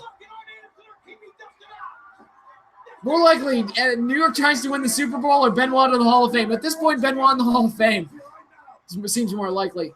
Ming is Haku, right? Yes, he is Haku.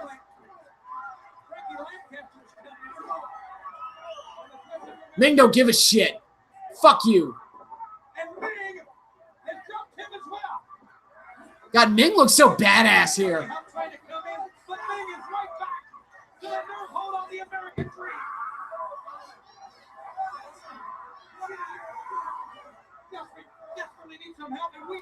Haku versus Undertaker. Yeah, that'd have been neat.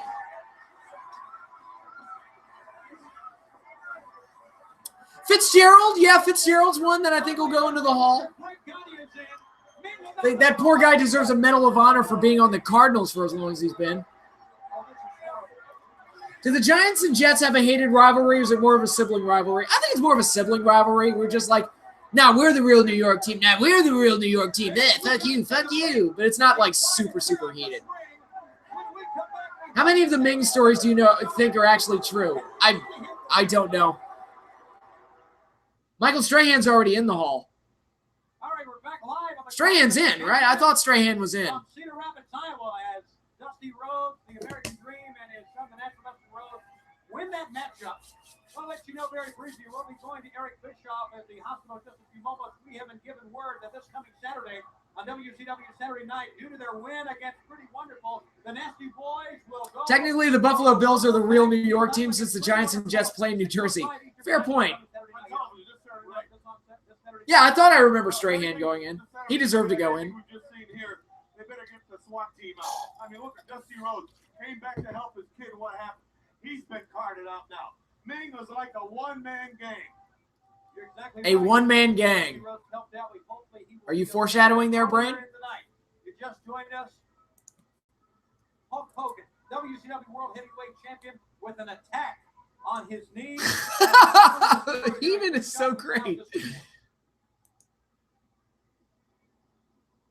What would a stream of Super Bowl 42 have been like? Me pacing back and forth like a crazy person, me downing beers in like 3 gulps, and me yelling and screaming at the top of my lungs. That's what the stream would have been. Together with them and find out exactly what is going on. All I can say is, by the looks on everyone's faces, it doesn't look good for Hulk Hogan. Henry Holmes, you were in there. Yeah, Gronk would probably go in, that fucking frat douche. Extremely concerned because it is a knee injury, of the severity of the knee injury. There's a great deal of pain, which makes it difficult to. I would have loved to hear 80s Bobby Heenan commentating on today's NXT. Would be cool. That he should decline to wrestle tonight, and he should concede his belt to Ric Flair. I think I heard WWE might be considering sending people from the main roster down to NXT. Who would you like to see get drafted? Odell, he's got some behavior issues. He's got a lot of maturing. He's got to mature quite a bit. wrestling tonight. He's not listening to me. Jimmy has tried. Brutai has tried. I called his agent, Peter Young from Los Angeles, who's also talked to Hulk, and Hulk seemed to be determined. So is he or isn't he? What is his status? He seems to be determined. He wants to wrestle. We don't want him to wrestle. Jimmy, I'm just going to tell you, Hulk's hard-headed. He's going to do what Hulk Hogan wants to do, right, Brutai? That's right. Hulkster says what Hulkster wants to do, Hulkster's going to do, and there's no power. Send Sasha to the NXT, yeah. Nothing can change his mind at this point. As Henry said, everybody's tried to talk to him. We've tried to talk sense to him. We've tried to talk logic to him. Okay, far be it from me to criticize someone for wearing sunglasses, but why is Brutai wearing sunglasses at night? All right, I thank you very much, Eric Bischoff, and welcome back to the Clash of the Champions. Ziggler to NXT might be a good fit. Medical update on the status of WCW Heavyweight Champion Hulk Hogan. However, there is a man that I want to pose a question to. Please welcome my guest at this time, the man who was supposed to challenge Hogan here tonight, the Nature Boy, Ric Flair. The Nature Boy! Why is Sherry Martel dressed like she's going to a funeral? Sanctuary, Ric Flair, many in this capacity crowd here tonight speculate. Cesaro to NXT. Like, literally anyone who's been ruined on the main roster, just send him to NXT. But then the NXT roster would have like 600 people on it, so, you know. Two things. If you all shut up, I'll talk. The first is this.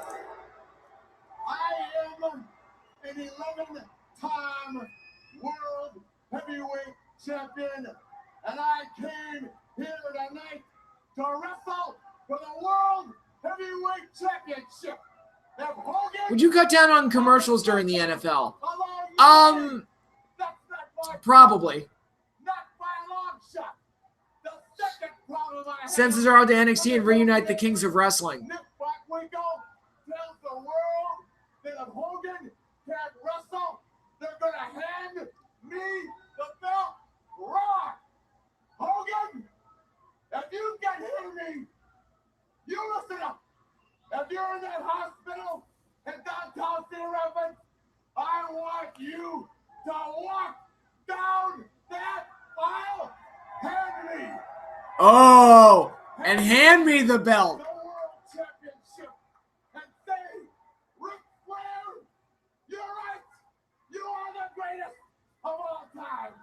The Queen came here for one reason. What was the Queen? Hulk Hogan, I came here to Cedar Rapids. Do commercials during wrestling matches bother you? No. No, because it's like sometimes you need a break. The roster would be bigger, but I think it could work with a rotating TV schedule. It'd also be more merciful on the wrestlers' bodies and their characters too. Yeah. Why did you stop letting your hair grow out? Because my hair looks stupid when it grows out. Because I have like curly hair and it just kind of like grows up and it looks stupid. I was due for a cut. Stay tuned. We're going to be back with more of the Clash of Champions live here on Who in your lifetime of watching the NFL, who is Mr. Sunday Football? In my lifetime, I've any number of guys, depending on the era.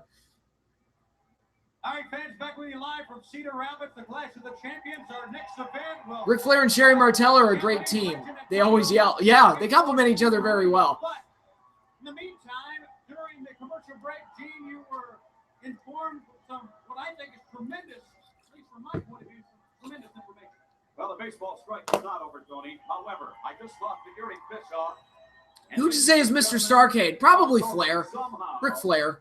Has dragged himself up, and he is Yeah, Peyton Manning was like a surgeon in his prime. Ric Flair may have a big surprise coming in. Whoa.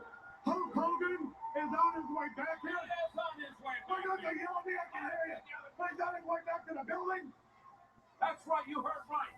We heard that he walked out and he was going to walk back to the building is what we heard. He's walking back from the hospital Absolutely. to the building. On a bum leg. Flair the belt. No, it's a wrestle Flair. I'm sure. Seeing as you probably experienced her at the time, what was Miss Elizabeth back in the day? A beautiful radiant and had this like air of innocence about her that made her like really charming. Mr. Great American Bash. That's a little tougher. I mean, I'm tempted to say Flair again.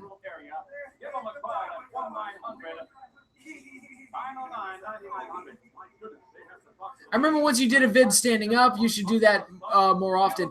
I don't like have a good place to do that. I would have to like set up my computer so that it's propped up more. At my old location, I could do that. Now it's...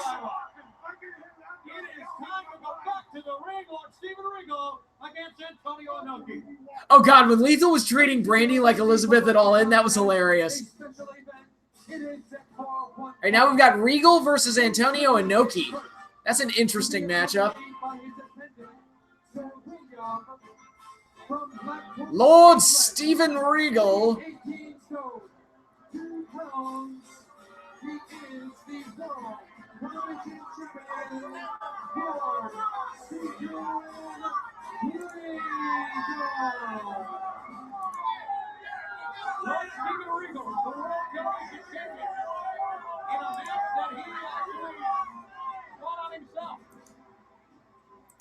He is going to be facing one of the real legends in our sport, Antonio Inoki. And we'll have Inoki's imprints on the flank of the champion after this timeout. He's walking here. Hogan in. Hulk Hogan is walking here on a bad leg. And ladies and gentlemen, the opponent of Lord Steven Regal. How does Meltzer get all the inside scoop? Wrestlers probably leak it to him. I'd guess. Yeah, I love Regal as the GM because he just does his job and that's it. Antonio Inoki. This is like I said, this is gonna be a weird match.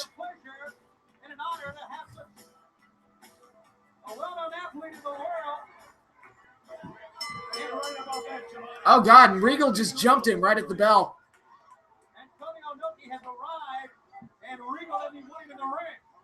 From the 80s and early 90s, which wrestler styles would work on today's product? Yeah, Steamboat, Perfect, Savage, Bret, Shawn, obviously, Owen, probably Davey Boy.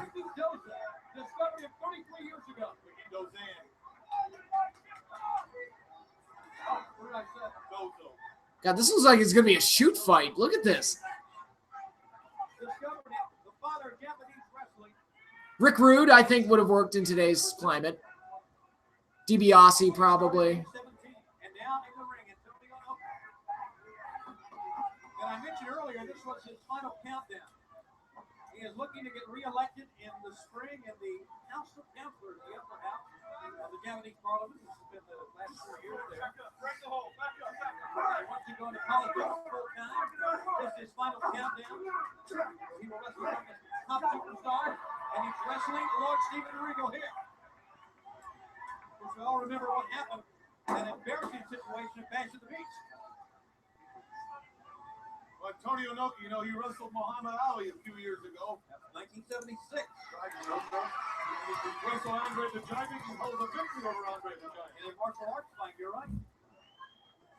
He's the world martial arts champion. A national hero of Japan. They call him a samurai who's come to life.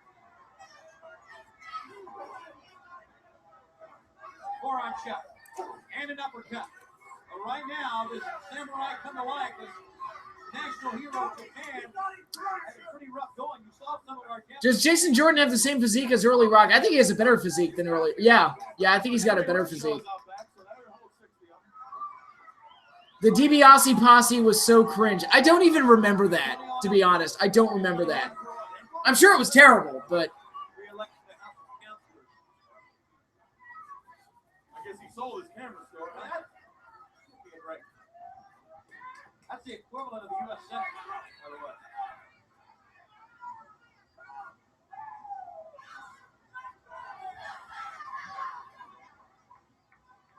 Back in the corner now. Oh, a headbutt to the side of the jaw of Antonio Inoki. Lord Steven Regal. Yeah, I imagine that Regal's probably a pretty good trainer, too.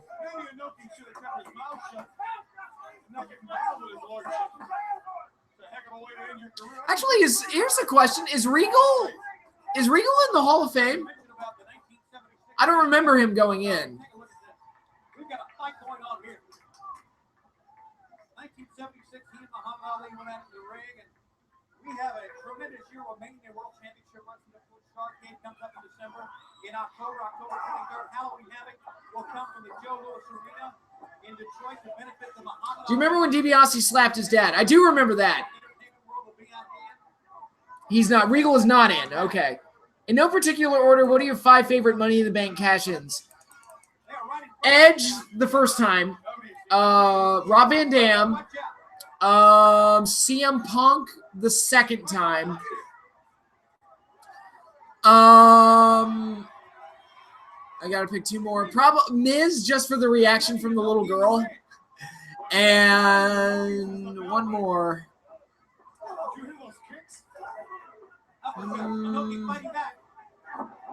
What the hell was that?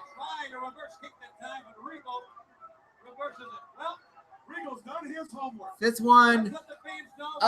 Probably, let's say Punk's first one on Raw.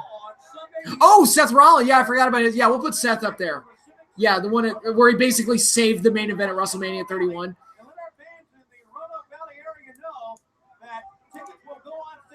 Monday at the Civic Center box office and all Ticketmaster locations. So you want to get your tickets. Paul Brown, of course, 4 games, the match beyond, 2 rings, they close in the cage. Well, if you get there Tuesday, you're going to be too late. Seth is my favorite because I saw it live. That's a good reason. Fans, wait a minute. Keith Mitchell on our afternoon shirts. Then we are breaking cameras away. Which sports star would transition well into WWE? I think Richard Sherman would be great on the mic.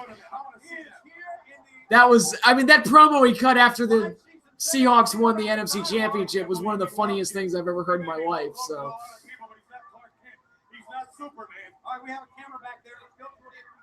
did you hear the story about Roman's father going crazy at Mania 31 since he didn't know Roman was losing? Oh, Hogan's back in the building. I did hear that, yeah. Rocky, I mean, he did show up in WWE, that one WrestleMania. Fans will cheer whoever cashed in, even if they don't like him. Feels that way. They just want to see the cash in. Jimmy Hart, Henry Holmes is attorney. Meanwhile, we got a fight going on here, an international fight.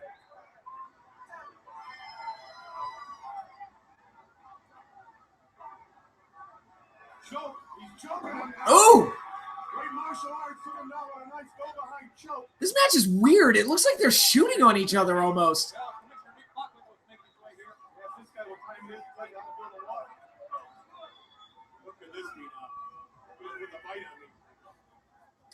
Yeah, I wish they would do that more often, where they announce the date, like mix it up. It doesn't have to be a shot cash in every single time.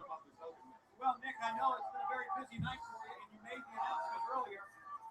you made the announcement earlier. That Flair would get the belt, but Hogan is back in the building. Is he going to wrestle? Hogan is back in the building. I hate Inoki as a wrestler. I mean, he's got a very old school style.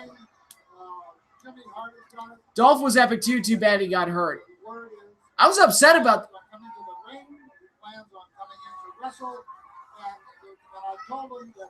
But Dolph's, I was upset about that one because I thought it would happen at Mania 29 while I was there. I was not at the Raw the next night, and that's where the cash-in happened. I was like, fuck. Push, bury, or fire? Shelton, Elias, or Bobby Roode? All right, our thanks to Commissioner Nick Bockwinkel, who has advised him not to wrestle. Henry Holmes says do not wrestle.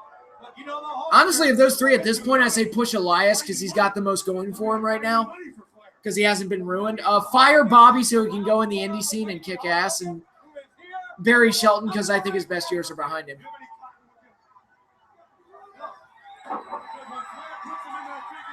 It's nice.